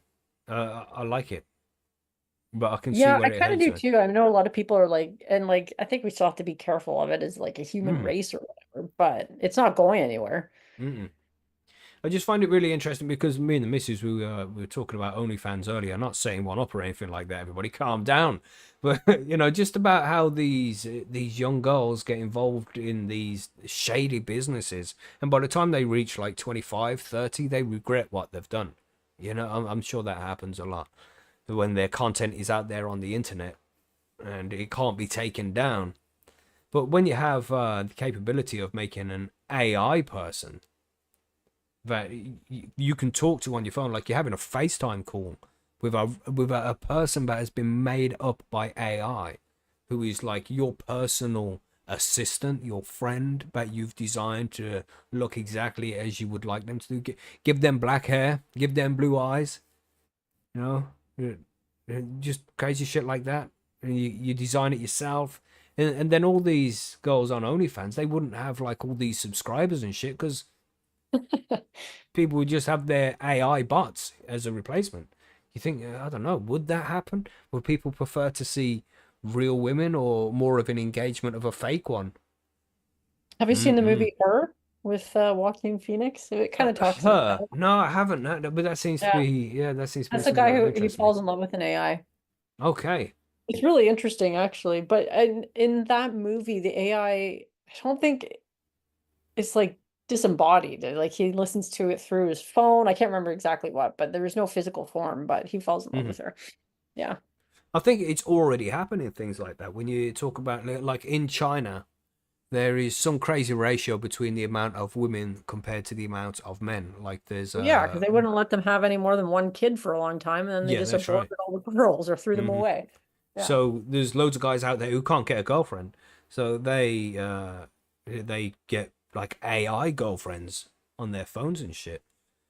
So it's already happening out there. People, I'm sure there's people who've married their AI bot girlfriend and shit, but I'm not too sure of that. It just might be some random thing I saw on a Black Mirror episode. But this shit's Right. happening, man. This shit, it's gonna be happening soon. Crazy. It is weird. Maybe that's what the great filter is. You know, is everybody, well, all the blokes just, they're just happy with their sex bot and their AI girlfriend, so procreation just ends and civilization collapses. All because of sex robots. Interesting topic. Great conversation there, Margaret. Thank you. Yeah. Well, I do like AI too for certain things, for sure. Yeah, you definitely got to give it a shot. Have a conversation with this thing. I'm tempted to pay the premium just to experiment it with it more. It's crazy, man. It's crazy. You can see videos on YouTube and on X and things like that show you what this can do, what the new features are capable of. It's incredible. Yeah, and things are changing all the time too. That's the other crazy thing. Yeah, so quickly, so quickly. Yeah. And it's only going to get quicker and quicker. But would the quality get less? I don't know. Interesting times, man. This is why I think it's a simulation. But we'll get back to that in a little bit because we have a question about simulation theory in the listener mail. Yeah. But for now, I think we are ready to move on to the grow guides. Do you need to get a drink or anything, Margaret? I could actually. Is that all right? Yeah, I can just chat shit by myself for a second. I'm cool. Okay, I'll be right back. Cool. Yeah, so now it's me. What do we do, everybody? What do we talk about? You know what direction it usually goes when I'm on the fucking chat, Maybe, Mackie, they are drawing you into train AI. Yeah, mate, definitely. That's definitely part of it. And I would expect that. That would be the best thing.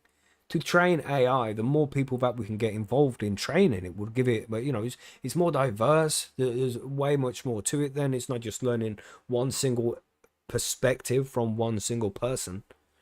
So I think it would be good to have more and more people involved in it. It's just a scary thing. It's a scary thing because you have to keep pushing forward with it. It also needs to be controlled in some way. You know what I mean? It's like there needs to be some kind of restrictions, but if you put restrictions on it, then you give the opportunity for somebody else to get there first. And that's the dangerous thing. You don't want somebody else to get there first, because then they win all of the games forever. So you don't want that.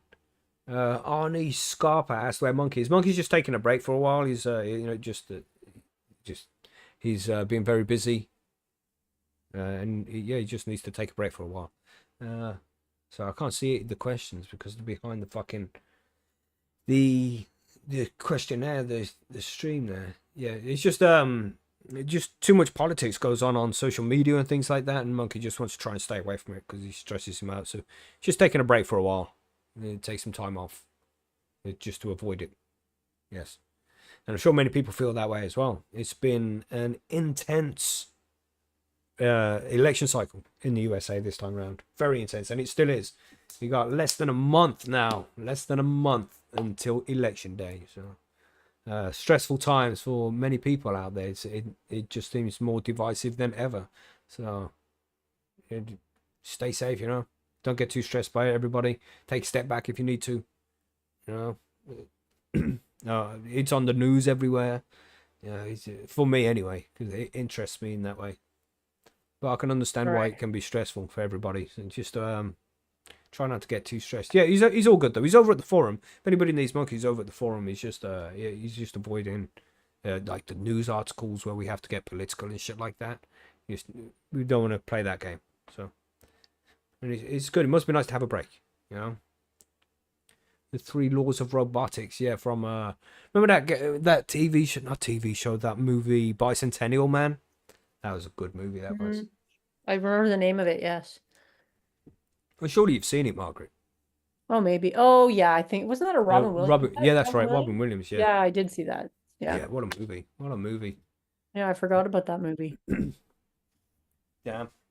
Long though. Was it? Yeah, reasonably long. Anyway, I think. Run around. Yes. Anyway, well, I think now you're back. We are ready to move on to the Grow Guide. Talk about some books. You ready? Yeah. Let's do it.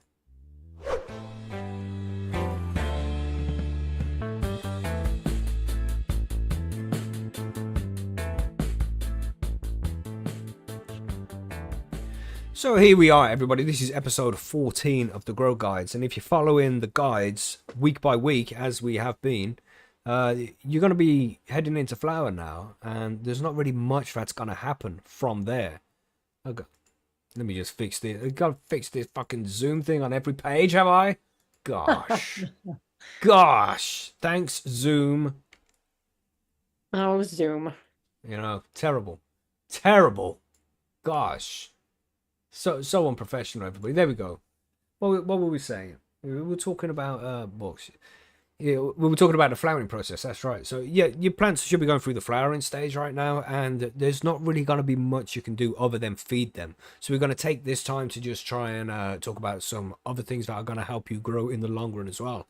And one of those is being well informed. And to be well informed when it comes to cannabis, you should have some books. And there's some books every cannabis grower needs, man. Like some of the books from Jorge Cervantes and Ed Rosenthal. They are just packed with so much good information that you should have this on your shelf. Do you have any cannabis related books, Margaret? Oh God, yeah. I love to read, so I always have Oh, books, cool. but yeah, I definitely have at least one of these on the list. Yes, that's a good mention. That we have today we have an article to go with this episode over on percysgrowroom.com, and we have a list of 10 different books that you should get if you are a cannabis grower.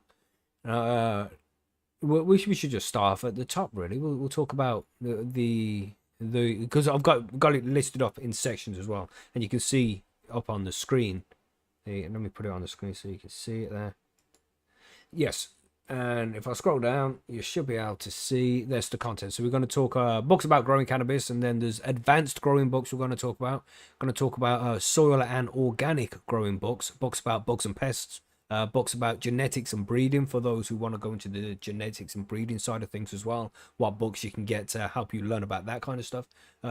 Extracts and concentrates books, so you can learn about making edibles and extracts, oils, all that kind of thing. Some books about that as well, and then books about medical cannabis too. Sorry, frog in my throat. Medical cannabis books and cannabis history and culture books as well. So it's not just about growing in this episode, just different books that are going to keep you well informed and well entertained as well about learning lots about different cannabis culture stuff. Nice.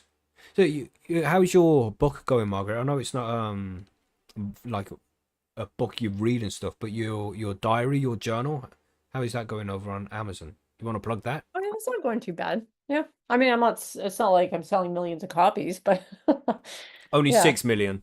Is that what it is? I wish. Even if I sold 6 million, I'd probably make like $6, but because Good Amazon return takes, on investment. Yeah. yeah.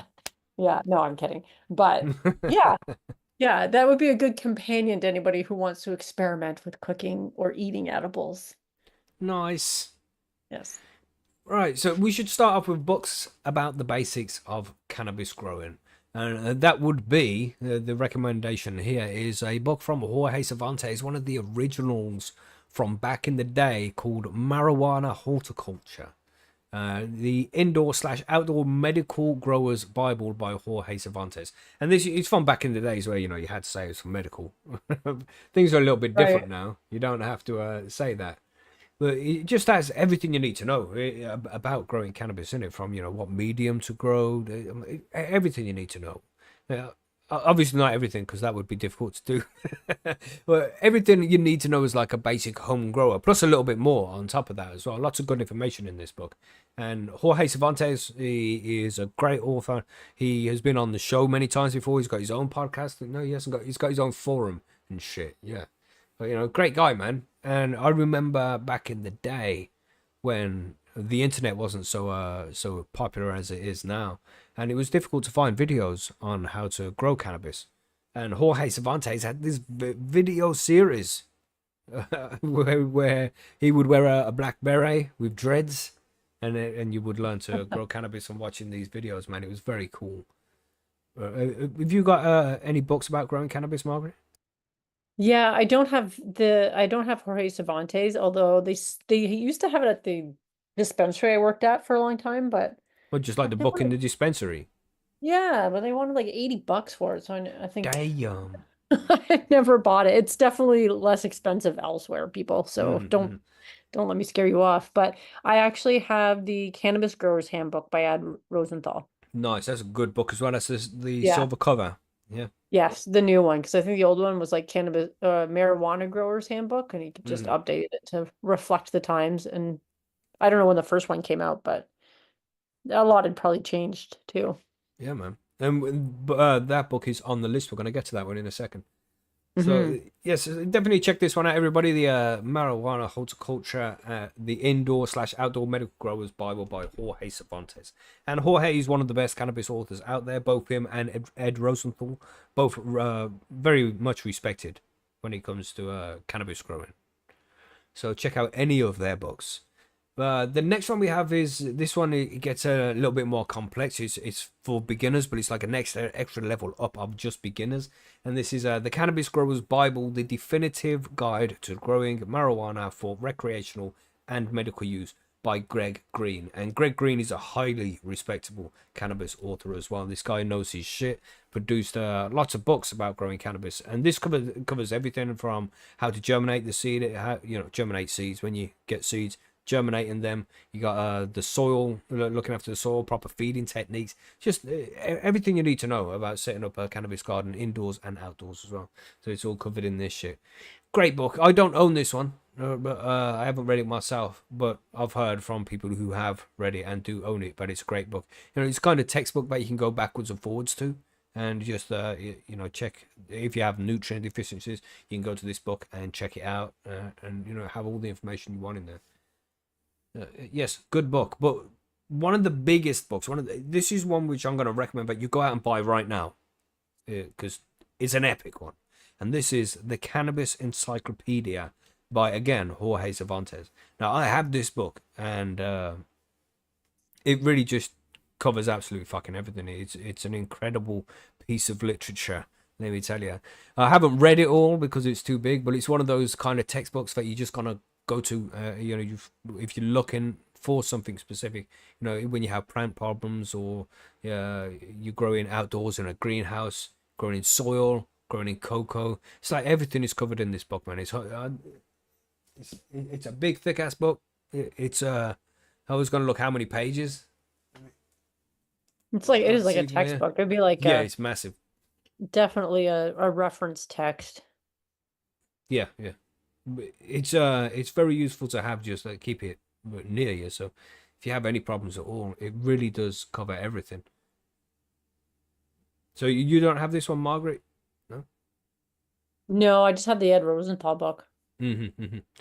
Which is also very good, and it's very similar. And that one's up next on the list. So we have the Cannabis Growers Handbook by Ed Rosenthal, and you can see it's got the silver cover there. And these two books are very similar to each other. They have the same kind of information. But the Cannabis Growers Handbook by Ed Rosenthal, because he's been on the show and he spoke about this as it was coming out, this is being used as a textbook in some universities and places where they're teaching people to grow cannabis as well. So that's very cool. Yeah, I think so. It is a really good book too. Like I've used it as a reference guide sometimes. It covers a lot of stuff. Yeah, Ed's written a lot of good books about cannabis. He's a good guy. Yeah, so that's definitely one you should check out, everybody. You got to get either one of these two, or both. It's completely up to you. If you go for a nice collection, have a nice cannabis bookshelf, that would be very cool to have. Then, get all of these books. All of these books are worth having. But if you're thinking of at least one book to get from this list that we're going to go through today, then it's either going to be the Cannabis Encyclopedia from Jorge Cervantes, or it would be the Cannabis Growers Handbook.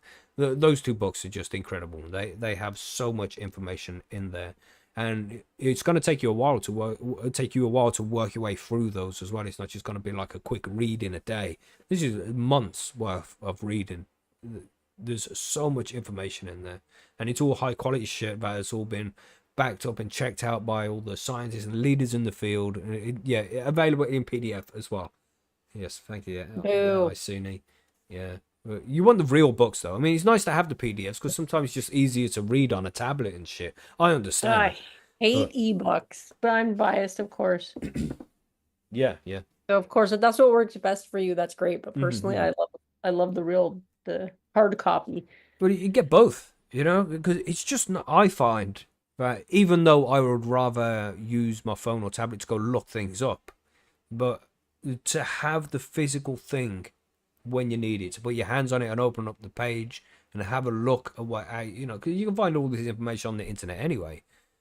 Hmm. But to have that physical copy that you can just grab, flick to the page and read, and then when you're not doing anything, you just read the fucking book sometimes, just scan through it, and try and read it from front to back if you wanted to.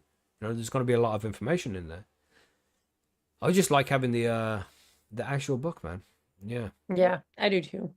Hmm. But I know some people that love their Kindles and stuff, and that's their preference. So to each their own, but I'm old school. Yeah. That's it. I think it's a generational thing. Yeah. Mm-mm. But as I say, having that nice bookshelf with all those cannabis-related books on it, that would be nice, wouldn't it? Right, next we have soil health and organic growing books. And fell asleep listening to this, just woke up now. Cheers, Ash. Thanks, bro. Sorry, don't mean bro. That's so funny. Just assuming gender. Thanks, man.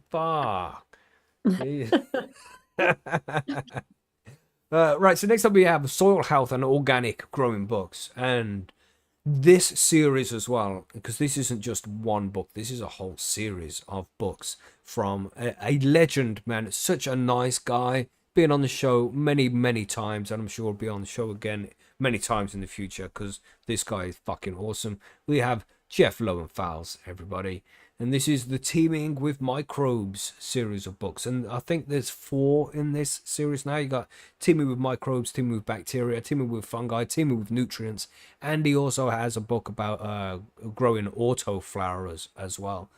And these are like Jeff Lowenfels is able to take really complex information and break it down and make it easily absorbable by ordinary folk like us.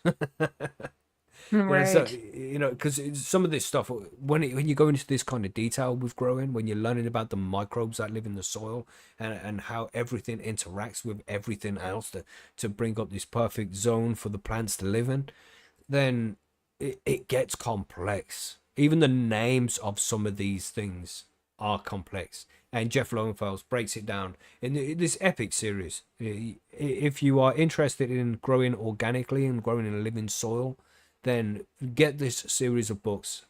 And if you email Jeff as well and be like, Jeff, I want to buy these books, can you sign them for me? He's got these stickers he can send to you, so you can put the sticker on the inside that's signed by him as well. I'm sure he won't mind me mentioning that.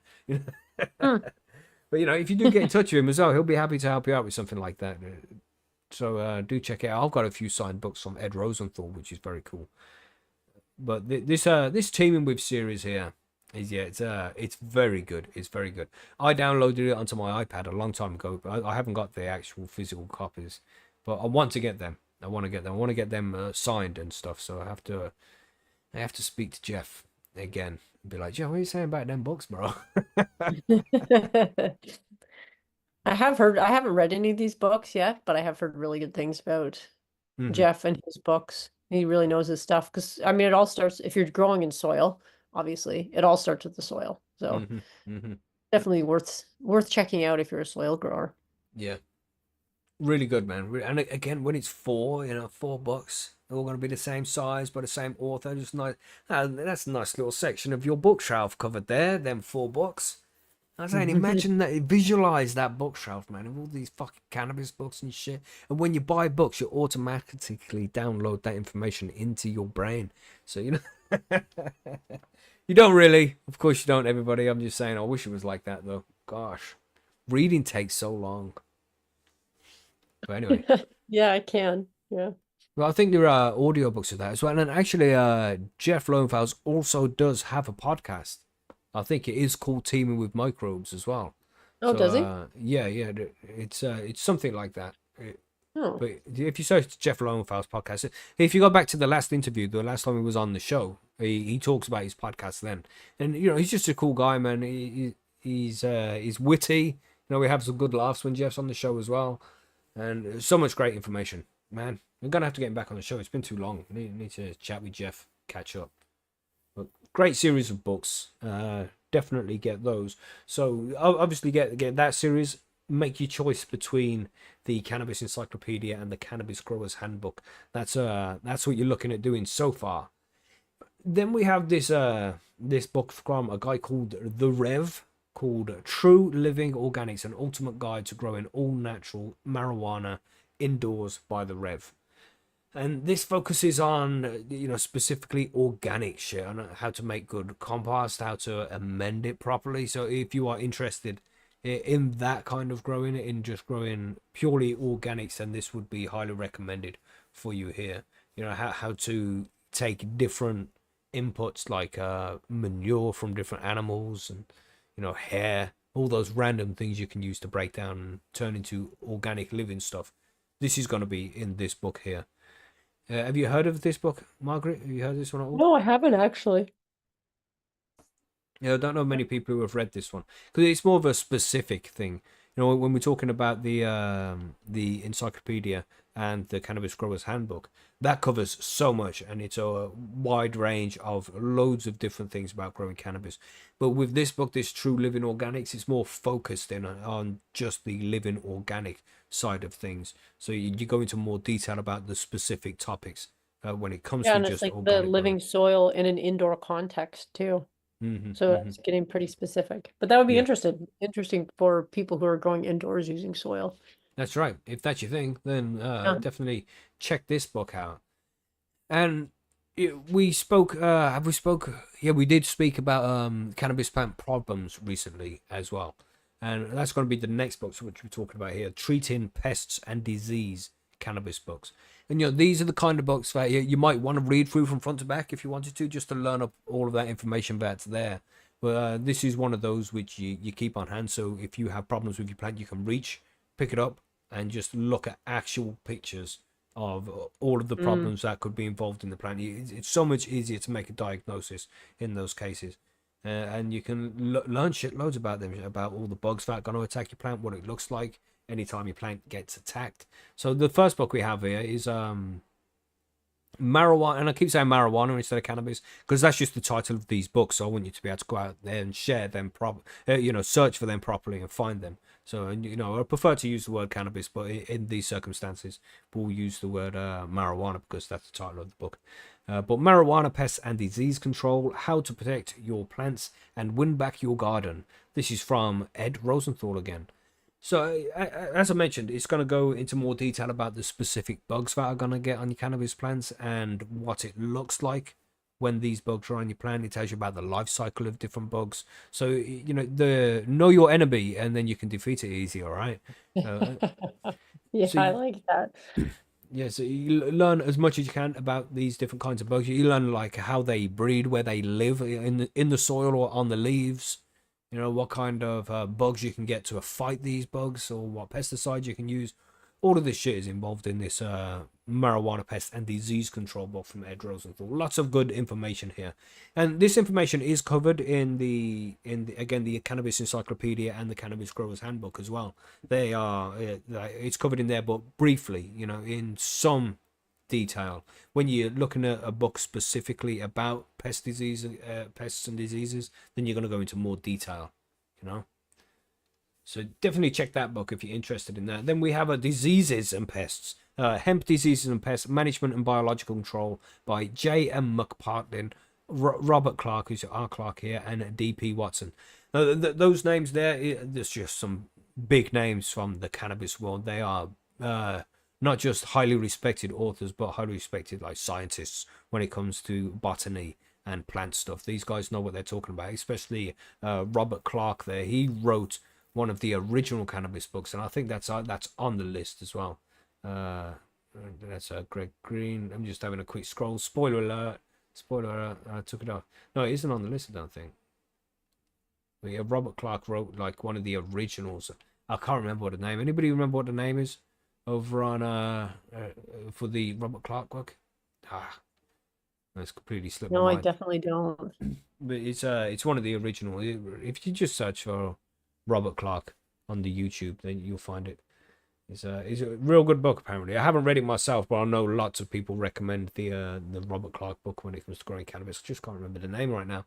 But the hemp and diseases and pest one here, it's going to talk about the tobacco mosaic virus and these different diseases that can attack your plants, not just pests. It covers more detailed things about different diseases and fungus and different infections that the plants can get. That's covered in this book as well. So check that out if that's something you're interested in.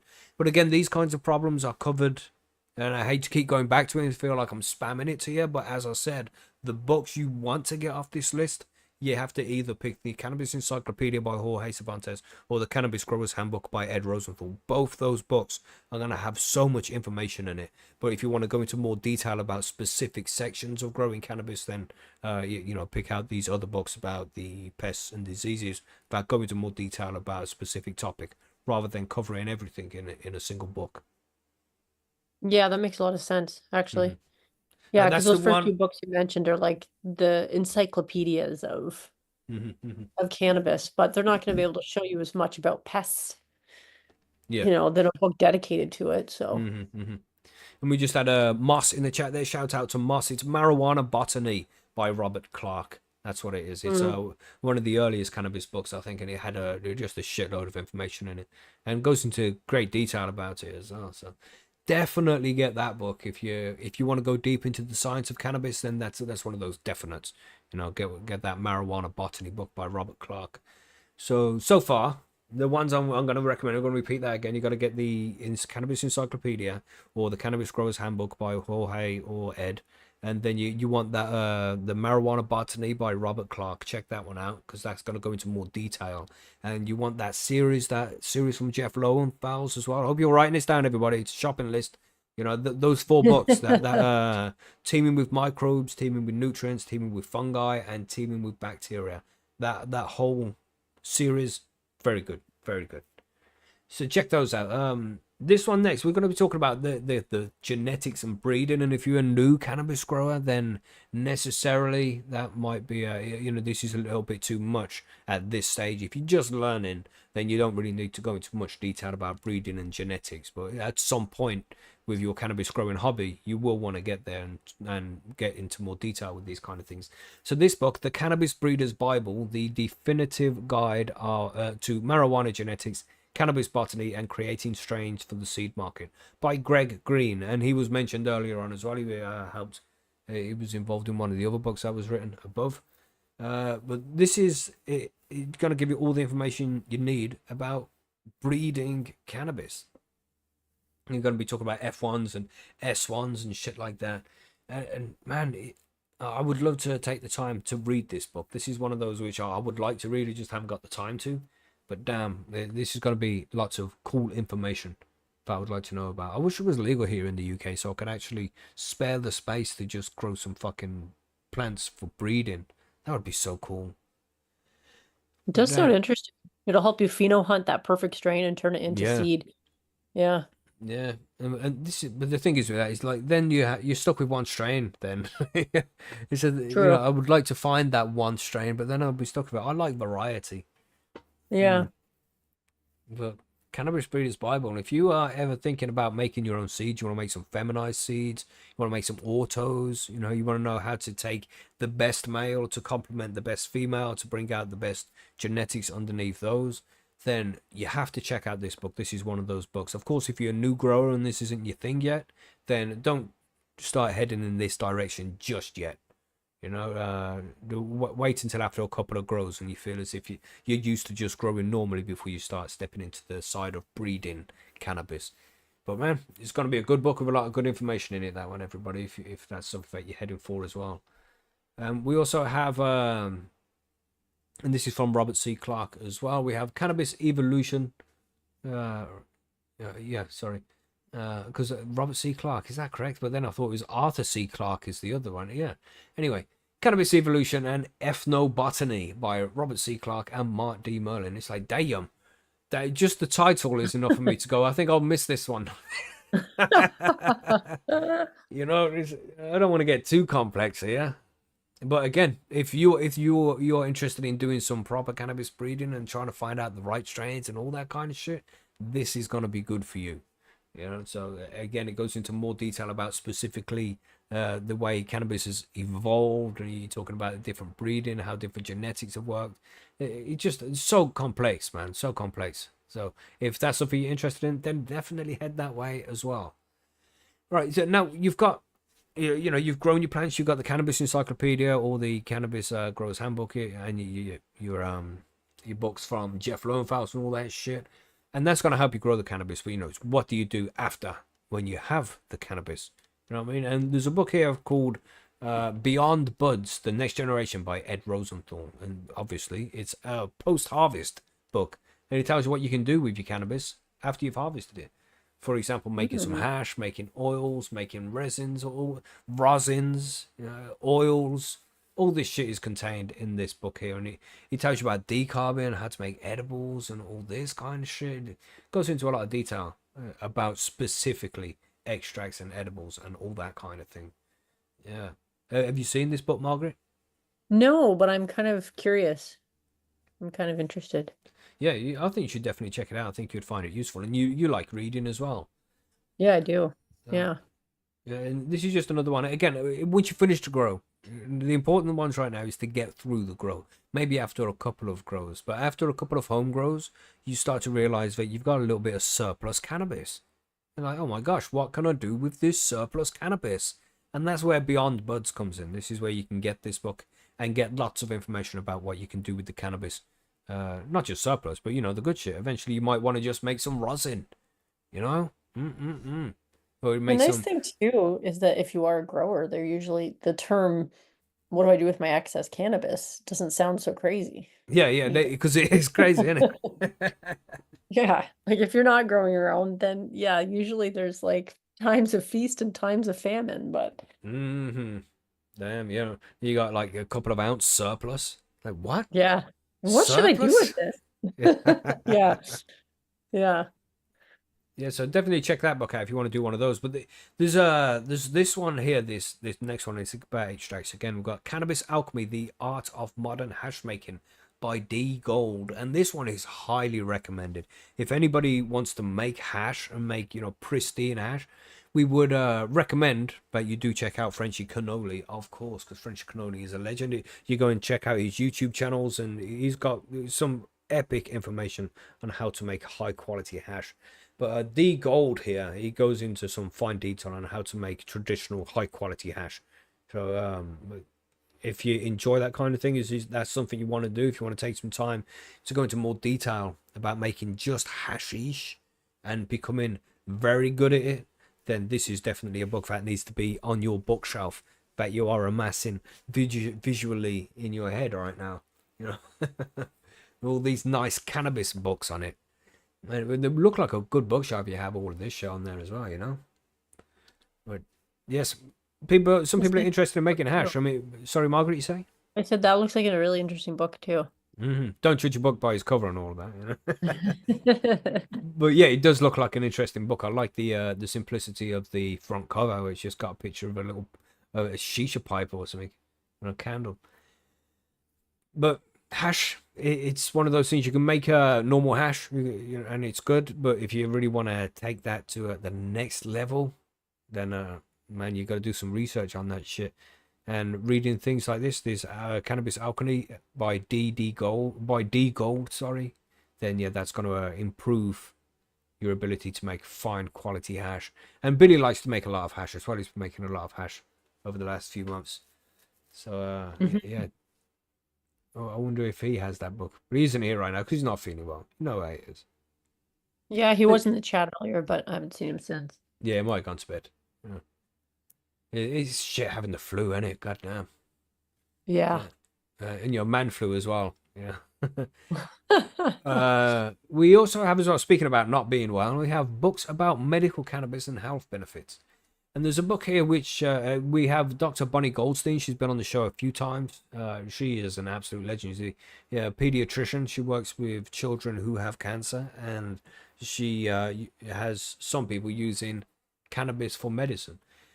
And we've had her on the show. You can go back and listen to her episodes, and she explains her story a lot and how she came from not knowing anything about cannabis to promoting it as it is an obvious medicine. And she recommends when you buy this book, because if you want to know more about cannabis being a medicine and how to use it as a medicine, this is a book you have to get. Dr. Bonnie Goldstein, she's very well respected in the medical field, and especially when it comes to cannabis. So definitely check this out. But when you buy this, especially if you are living in a place where cannabis is illegal or it still suffers that stigma, then get 2 copies of this so you can read it, but you can also pass one to your doctor or your care provider, so they can also read this and learn about how cannabis can be used as medicine as well. So it's it's spreading the knowledge and shit, reducing the stigma. So it's a great recommendation. And when she was on the show, she was like, I get like 10 cents from every book I sell, so don't think I'm trying to just sell more copies to get 10 cents more. I just want to spread the information out there. That's what she said. I'm paraphrasing. She didn't say it exactly like that, of course, but it's not as if she's just trying to sell more books. She wants more information to get out there to the right people. So if you do go buy this book, Cannabis is Medicine by Bonnie Goldstein, Dr. Bonnie Goldstein, then do buy 2 copies so you can pass one on to a friend or a doctor or care provider. That would be very cool. Next up, we have this one, CBD, A Patient's Guide to Medicinal Cannabis by Leonard Lino and Juliana Birnbaum. I think that's how it's pronounced there. But it's a book specifically about CBD and how CBD works for different ailments like inflammation and helping you sleep, pain relief. And just all kinds of things like just go into more detail about what CBD specifically does, and not just going into the psychedelic, the psychoactive compound THC. So another good book there, and there it is on the screen if you want to see it. So if you're interested in medical cannabis, both this one and the one by Dr. Goldstein there, The Cannabis is Medicine, that is also a good option. So you check out those books too. What's the autoflower book called, or the author? The autoflower book, sorry for just interject, there's Dave in the chat. Dave, you can't interrupt, bro. You're supposed to put a Q so we know that you're talking to us, bro. He might, that's it, he hasn't put a Q, so he might just be talking to chat. But that's Jeff Lowenfeld's, and I think it's I don't know, just if you do a search on your favorite search engine for Jeff Lowenfeld's autoflowering book, then you'll find it. It's not like Teeming with Autoflowers like his other books are. It's called something else. So don't search for that. So if you just search for Jeff Lowenfeld's, maybe just go to his website and you'll find his books there. But he knows a lot about autos, man. He's got a good book about that shit. But in this case here, medical cannabis books, check those 2 out if you want to learn more about medical cannabis. Then, there's growing cannabis, there's using it for medicine, but there's also the culture parts of cannabis as well. Learning about cannabis itself and its history. So we have books about history and culture as well on this list. And one of the books specifically is from a guy called Chris Duvall. And if you haven't heard the interview with Chris Duvall, then you have to go and check it out. You just head over to highonhomegrown.com/interviews and scroll until you see Chris Duvall. That's Chris CHRISDUVALL. Search for that interview, because he knows so much about the history of cannabis, and he's got a great book called The African Roots of Marijuana by Chris Duvall. And he just goes into so much detail about how it spread from over in India and the Himalaya and the Middle East, and spread over its way to Africa, then made its way over to the Americas. And it's just so much good information and knowledge about the history of cannabis and how it made its way throughout the world to where it is now. And the man knows his shit. And that, I haven't read this book personally, but I know it's going to have a lot of good information just because we've spoke to the author, and that guy knows what the fuck he's talking about. Great interview. If you go over to the this article on Percy's Grow Room about the books, then you can see this article, and it's got the link to the episode. So if you just want to head over there, you'll see the list of all these books as well, and the link to the interview that we did with Chris. A very good interview, man. He's a very smart guy, knows his shit. So check that book out if you want to learn about the roots of cannabis, where it came from, where it's been, and all that shit. Then we have another history book here called Cannabis, A History by Martin Booth, which again is just about the history of cannabis, where it's come from, the earliest signs of cannabis, in the fossil record, but it's not actually fossils. You know what I mean, though? Mm-hmm. Through written history, throughout China, and where it's been over the last couple of thousand years, shit like that. And apparently this book is really easy to read, and it puts all the information into a nice simple layout, so Yeah, you can take the information in easier. So check that out as well if you want to learn about cannabis history. But this isn't, this list is not exhaustive, as they say. There's loads of other books. There's books about cannabis activism you can have, like Jack Herer's famous book, The Emperor Has No Clothes. That's a book you should check out if you're interested in cannabis activism as well. Is there any books you can think of there, Margaret, that haven't been mentioned on this list that people should check out? I'm trying to think. I mean, I have like How to Smoke Pot Properly on my Okay, shelf by David Beatonstock. He's been a guest on this cool. show, hasn't he? Yeah, he's coming back in a few weeks, actually. Oh, On is the he? Oh, 22nd that's of cool. October, I think. You're Yeah, free to he's come been and on my join us show if you... too. I Cool, think cool. that's why I bought the book, is because I was going to have him on my show. But it's actually a pretty good, well-written book, and he does have a Mm, really good recipe in it as well. And for those listening, he has a great podcast, Great Moments in Weed History. So that's right. yeah. And then there's a lot of really good cannabis cookbooks that I happen to have that I really like. So, Okay, but that's a pretty would you long list. recommend... Oh, all right, it's a long list. Well, could recommend, like, right off the top of my head, Flour and Butter by an author called Anne Alchin. She's been on my show before too. She's Canadian, but she wrote that book, and then she has another book coming out soon called Stoned, and it's a cookbook as well. But her cookbooks have both recipes, and she likes to weave stories into the book as well. So stories from cannabis users out there of all kinds. Sweet. So that makes them kind of unique, I think. Yeah, man. And if there's any recommendations for books that are not on this list as well, everybody, if you have any books that are not here, not mentioned, then let us know in the chat and in the comments and shit. We want to know from you guys, what books do you have? What's the favorite book that you've read about cannabis? About cannabis history, anything about cannabis. Let us know what you all think. There's so many out there. But again, just to summarize here, if I was going to say you have to get at least one book on this, and of course you don't have to, but you should. You go and get the Cannabis Encyclopedia or the Cannabis Growers Handbook. The purple one or the silver one at the top. Man, they just have so much information in there. If you are a new grower, there's going to be a lot of information in there, but it's going to take you like months to a whole year maybe to just absorb all of the information in that book after going through it numerous times. Yeah, because they're like textbooks, really. Yeah, More so than a book you would sit down and read. But like if you run into an issue, you want to know how to set up a grow or like any of that kind of stuff. It's all in there. Some good shit, man. Some good shit. And of course, you don't have to buy the hard copy of these. You can buy them online. You can buy them from all good digital bookstores or physical bookstores. But personally, for me, for these kind of books, when you need them as a resource like that, I think it's good just to have the physical copy on hand as well. But that's my personal preference. But I highly recommend one of those two books. And to get the Jeff Lowenfeld series, them 4 series, and you make your way through that, they are not huge books, but they've got so much fucking information in them that it's just, I don't know, man. Information like that's priceless, Fuck. Mm. And I've been thinking that recently. It's like, with the world, like verging on World War III, we're getting there. We're right on the verge. Should we get some books about how to identify edible foods in the wild and shit? Because when you got no energy in your phone and you can't do research anymore, you're gonna wish you knew that shit. And to have an actual book that has that information be very useful.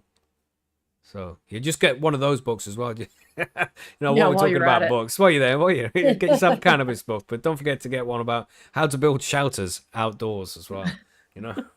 How to catch and kill food and shit like that. What berries can you eat? Yeah, but that's all the books we have in this list. But as I say, this list isn't exhaustive. There's so many more that you can go out and find. Might be more interesting for you from a different perspective and shit. So if there's other ones, let us know in the comments and in the chat, because we want to hear more about what books you guys like as well. But great shit.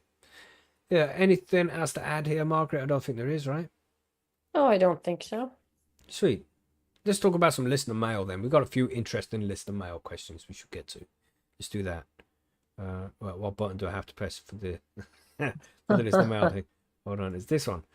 Okay, some good questions here. We have. Let's go straight in. Now we'll leave Turpo's one till last, I think, because that's okay. That's the mind-blowing one. But Gellert asks here. Let's do the Gellert one. It says, "I'm going to give cocoa a try for the first time this next run. So yes, fair play, bro. Cocoa is a great grow medium. You'll love it.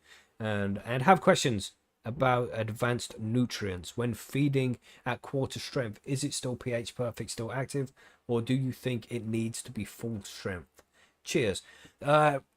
I've used the advanced nutrients, and just in case anybody doesn't know, advanced nutrients, they have this stuff called pH perfect, where it doesn't necessarily mean that the pH has to be correct. It will still make sure that the plants can get access to the nutrients they need at different pHs, or if used at the right dosage, it will change the pH of the water so it's down to the 5.8 or 6.2 that it needs to be at. Does that itself? It's some crazy technology they have.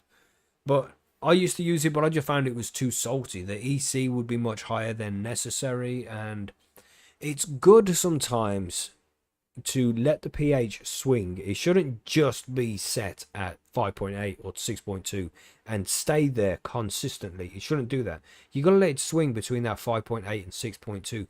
You know, it goes up sometimes, comes down sometimes. Let it go backwards and forwards and swing a little bit, and it's going to have better reach of being able to get these micronutrients that it can't get, these macronutrients as well. You know, it's better to have that little range going on, and I think it's less doable when you have the pH perfect stuff. But I found that you had to use at least 2 milliliters per liter before it got to the pH perfect stage. So you do really have to use it at full dosage for it to work and for it to be reliable. And this is one of the reasons why I stopped using it. I like to let the pH swing, and I don't want the EC to be so high just to have this pH perfect technology running through it. Great nutrients, man. Great nutrients. I did really enjoy Just to using them. clarify Mhm. what you were saying, because at first I didn't think the question made sense until I realized pH, the pH perfect thing you were talking about was a thing, because I didn't Right. know that. But basically, you're saying that they would still have to use the full amount of pH perfect, even though they're only using less of the nutrients.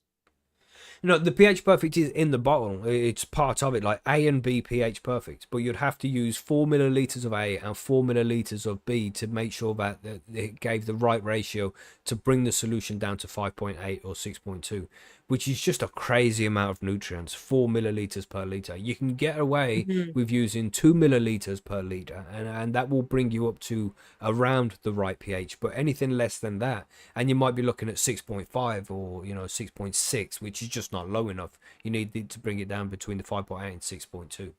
So you would have to use more nutrients than was necessary just to bring it down to the right pH level. That's what I found in my experience, and I just prefer nowadays to just use can nutrients because they're shitload cheaper, and they let the pH swing because you're more in control of it, and it's just much easier to use, much cheaper, much easier, and much more versatile. I don't need to be putting so many nutrients into the water to get the pH correct. Right. Yeah, that makes sense. I can control the pH myself by using nutrients. Right. I'm not saying Separately. that they're bad nutrients as well, Gilla. Go ahead and use these. It's not as if I'm saying don't use them, mate. They're too salty.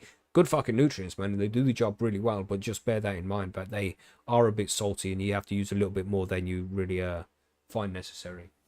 I found. Yes, good question, man. Good question. I hope that answers the question for you as well. But do double check it anyway. If you just check the pH, you can just be sure then. Double check. Right, so we have another one from Wolfie here. He asks, if growing in cocoa, you are using the Canna Cocoa line of nutrients, what ratios would you recommend? Even if it's just 12-12 flower, grow all the way, would it be flowering ratio or mix between the veg and flowering ratios of nutrients? Any experience on this setup type of grow would be doing me a huge favor as not to start out with incorrect mixing and germination. I use these nutrients and I grow in cocoa, and I just like to start off with the A and B at 1 milliliter per liter each. And that's it. So I'll get 10 liters of water. I'll put 10 milliliters of A, 10 milliliters of B. I'll probably put about 2.5 milliliters of the CalMag agent. And that's for my the grow nutes throughout the vegetative cycle. I'll just do that, and that I don't even check the pH. I don't even check the EC at that stage. I'll check the pH, and that just seems to do the plant fine. And then after a few days, check the pH of it. Sorry, same pH again. Check the EC of it, after a few days, and then you can check the runoff and see if it needs more or less food. Because if you're getting runoff and it's coming out less than what it went in, then you should up the feed for next time. But if it's coming out with more than what went in, then it needs less next time. And we'll cover that in more detail when we talk about growing in cocoa specifically, because it can be a little bit complex. But that's all you really need. And then when I go into flour, then I'd add, let's say I'm doing a 10 liters again. I'd probably, instead of giving it, at that point, I'll probably be giving 15 milliliters of A and B. So it's like 1.5 milliliter per liter of A and B, because it's later in veg and I've upped the feed, and it's usually around 1.5 milliliter per liter. I would drop that back down to 1.5 milliliter per liter, and then up the PK, add some PK 1314 at about half a milliliter per liter. And that's how I rolled. It's all pretty simple, straightforward, easy stuff. So I hope that helps. It's really easy, in my opinion, because I've done it so many times before. But it is a really simple cycle. I only have 4 nutrient bottles now. It's just A and B with some CalMag and some PK. That's all I have. No other bullshit. No fucking Cannaboost or Rhizo or anything like that. I didn't read the question. I'm sure I read the question. Maybe I not read the whole question because it was a long one. But yeah, and there was other questions in there. Thank you. I thought that was the question. Any that was the question, wasn't it? Yeah, it's about flowering all the way. Even if it's just a 12-12 flowering grow all the way. Yeah, even if it's just 12-12 flowering grow all the way, you would still, throughout while it was vegging, then you'd give just the A and B with some CalMag at the 1 milliliter per liter. So as I say, we're doing 10 liters, so I'd put 10 milliliters of A and B into the mix, and I'd put 2.5 milliliter per liter of the CalMag into the mix, and that's what you're asking for, right? You want to know how much of the line of nutrient, what ratios you would recommend. That's it. So you're no PK during the veg stage, no, but when you go to the flowering stage, you want to use PK. Okay, when the flowers start to grow, you want to drop the A and B down a little bit. Like as we're saying, I usually at that stage when it starts to flower, I would usually be at 1.5 milliliter per liter, so 15 milliliters of A and B for 10 liters of water. And then when the flowers start to come, I would reduce it down to 10 milliliters per liter, 10 milliliters per 10 liters of water. So it's back down to 1 milliliter again, and I'd bump in some PK, probably 5 milliliters, and then I'll just follow it from there with the EC and the runoff and stuff to try and get the balance correct and watch the plant for what it needs, because each plant differs. It can be more indica, it can be more sativa, some eat more than others. There's loads of things that need to be taken into consideration, so it's not like you can give an exact number of how much you should be feeding what plant. There's so many things that need to be taken into consideration, but as a guideline, just working off that 1 milliliter per liter to start with and following the EC from there. That seems to work well for me. So yes, good question. So are we still classing it as a veg stage even if it starts at 12-12? Yes, mate. Until flowers start to grow, yeah, it's still at the veg stage. From seed, right, your plant is going to take 4 to 5 weeks, maybe even 6 weeks to reach the sexual maturity stage, is what it's called. Before then, it won't flower regardless of what life cycle it's on. It needs to reach that stage first. So if it's a cutting, then it's different, because the cutting, the original plant has already probably reached that sexual maturity stage, so it can be flowered from 12-12 straight away. But you still want to wait until you see flowers before you start adding the PK. That should answer the question fully, I think. You over at Percy's, man. If you need any more clarification, then that just start a thread, that's will help, and we'll be able to figure it all out. But it's all reasonably simple. Yeah. Right, let's do this one then from Turpo. This is going to be the last one here. Well, I think it's going to be the last one. If anybody has any questions in chat they'd like us to quickly cover in a bit, then we'll do that as well. We have from Turpo. Are you ready, everybody? Brace yourselves. If this is all a simulation, which it most likely is, if this is all a simulation, is everything in our lives predetermined, or do the decisions we make influence the outcome? What is the origin of mortality? I have many more questions. When is the next conspiracy theory episode? You got a good question, mate. We haven't done a conspiracy theory question episode for a while. We do need to get that back on. I don't know when that is, but we will be looking at that soon. But what do you think about simulation theory, Margaret? Do you know anything about this? Is it something that you're interested in? I don't know a whole lot about it. No, not really. Not like beyond, watching The Okay, Matrix let me movies convert or you. Right, so whatever. at some point, would you agree technology will reach a stage where it can create computer games that are indistinguishable from reality? Yeah, yeah. Right. So now this could be in 50 years, it could be in 500 years, it could be 5,000 years, right? So all you have to do is agree that at some point there will be games that are indistinguishable from reality. And at that point, if you think that's going to happen, then most likely we are in a simulation. Right. Right. Yeah, I've heard of things similar to that, but my only issue is if that's the case, why did the game suck so hard sometimes? Because it has to. This, from my perspective, I have different perspectives Boo. about this shit, right? Is in the real world, there's many different things you could be in the real world, but one of the things I think about is maybe life is so good, mate, we don't die because we have the technology to download our brains as a backup, and if something does happen to your actual body, you can just be put into a new one. So people are like 500, 600 years old, and there's not really much to do because AI and the technology is everything covered, and you just have pure leisure time. And one of the things that makes life what it is the fact that we do have a finite amount of time. One day we will die. So it makes the time we have here more precious. And we have to, we go through a cycle of pursuing different things and trying to better ourselves and shit like that.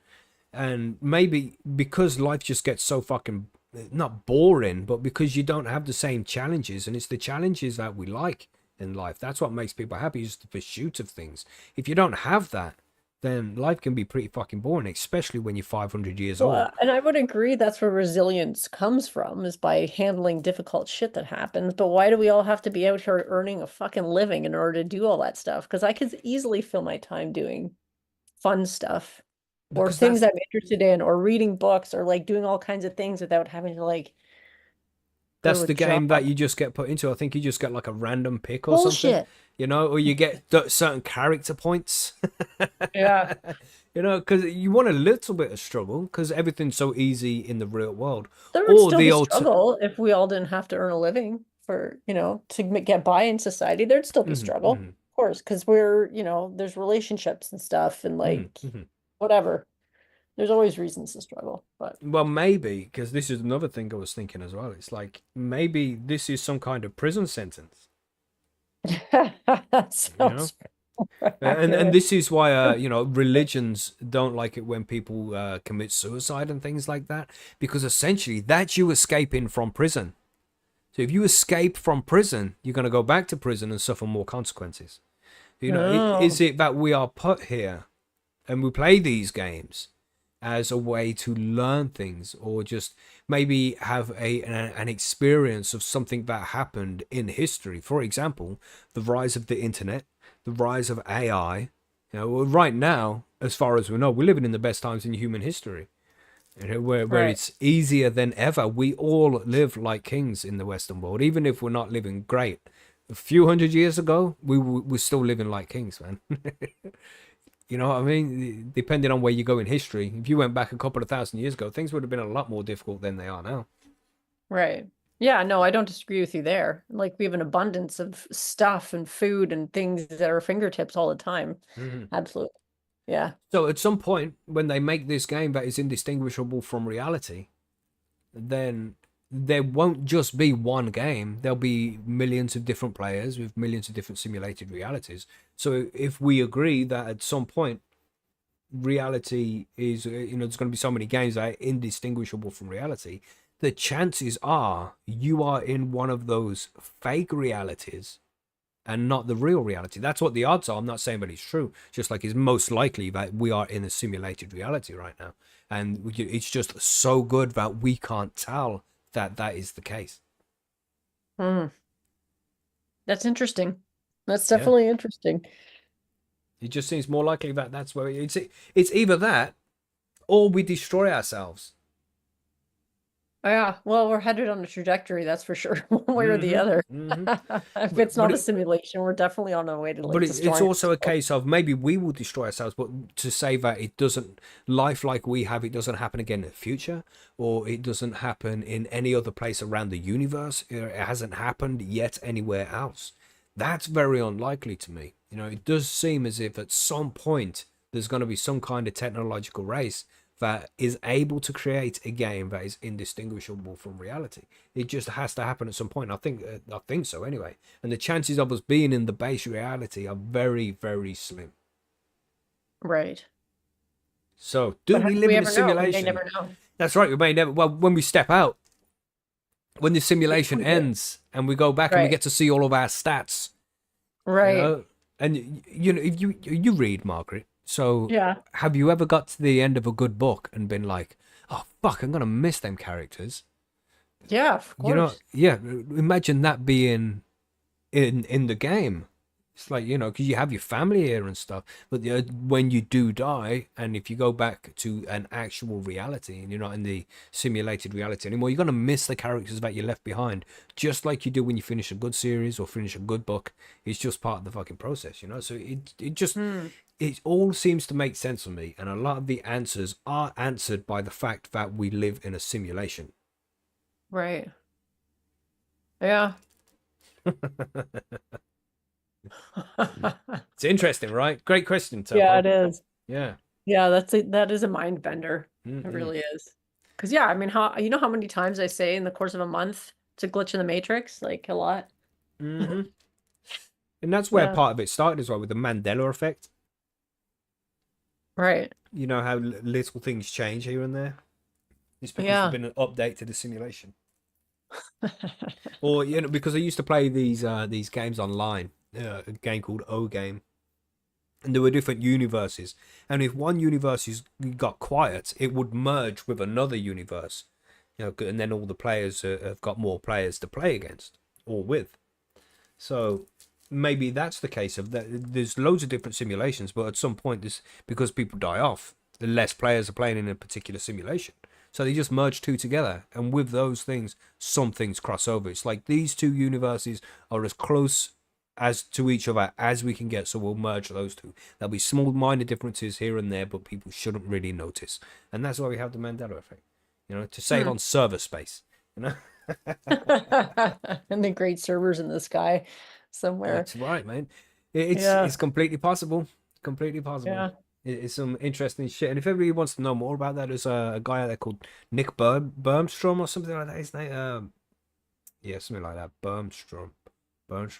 Yeah. Just search simulation theory Nick Bergstrom, Burstrom, Nick Bergstrom, and you'll find loads of stuff from him. I think he's the one who originally coined the simulation hypothesis. Very interesting stuff. So, what do you think, everybody? Do we live in a simulation? Let us know in the comments. Right. But that's it. That's all of it for the questions. I mean, we could talk about this shit for ages, but we do need to get another conspiracy episode up and running very soon. But we've got some other specials coming up very soon that we want to get done, and it's not going to be conspiracy related. Some big things happening over the next month around the world, everybody. So we need to get some special episodes to talk about those as they approach. You should know what they are. That's everything. That's all the questions. I think that's a wrap, really, Margaret. Anything else to add here? That's a wrap. I don't think so. Just, of course, go listen to your second favorite podcast, Bite Me the Show about edibles. No, they listen to their second favorite, Margaret. Is Bite Me is their Right. Well, I favorite. didn't want to say that out loud. So. I'll say it. I don't mind. Oof. Just hit this delicious cannabis cigarette. We are a sim of a sim of a sim fractal universe. Hillbilly Herb, don't get me started, because that could definitely also be the case. How fucking crazy is that? It's like, does it take less resources to just take people's brains and put them into a simulation than it would do to run in the actual world? So when people are constantly going about climate change, how we need to reduce our carbon footprint, does it go to the extreme circumstances of we just put everybody in stasis and just power their mind for a simulation because it is less harmful for the environment? Maybe. I shouldn't have hit that split. Look what it's done to me. But yeah, great topic. I love talking about that stuff, man. If anybody wants to talk simulation theory anytime, then let me know, man. I love having that topic there. Yes. So let's go to the outro. Ready for outro? Yes. Let's do it.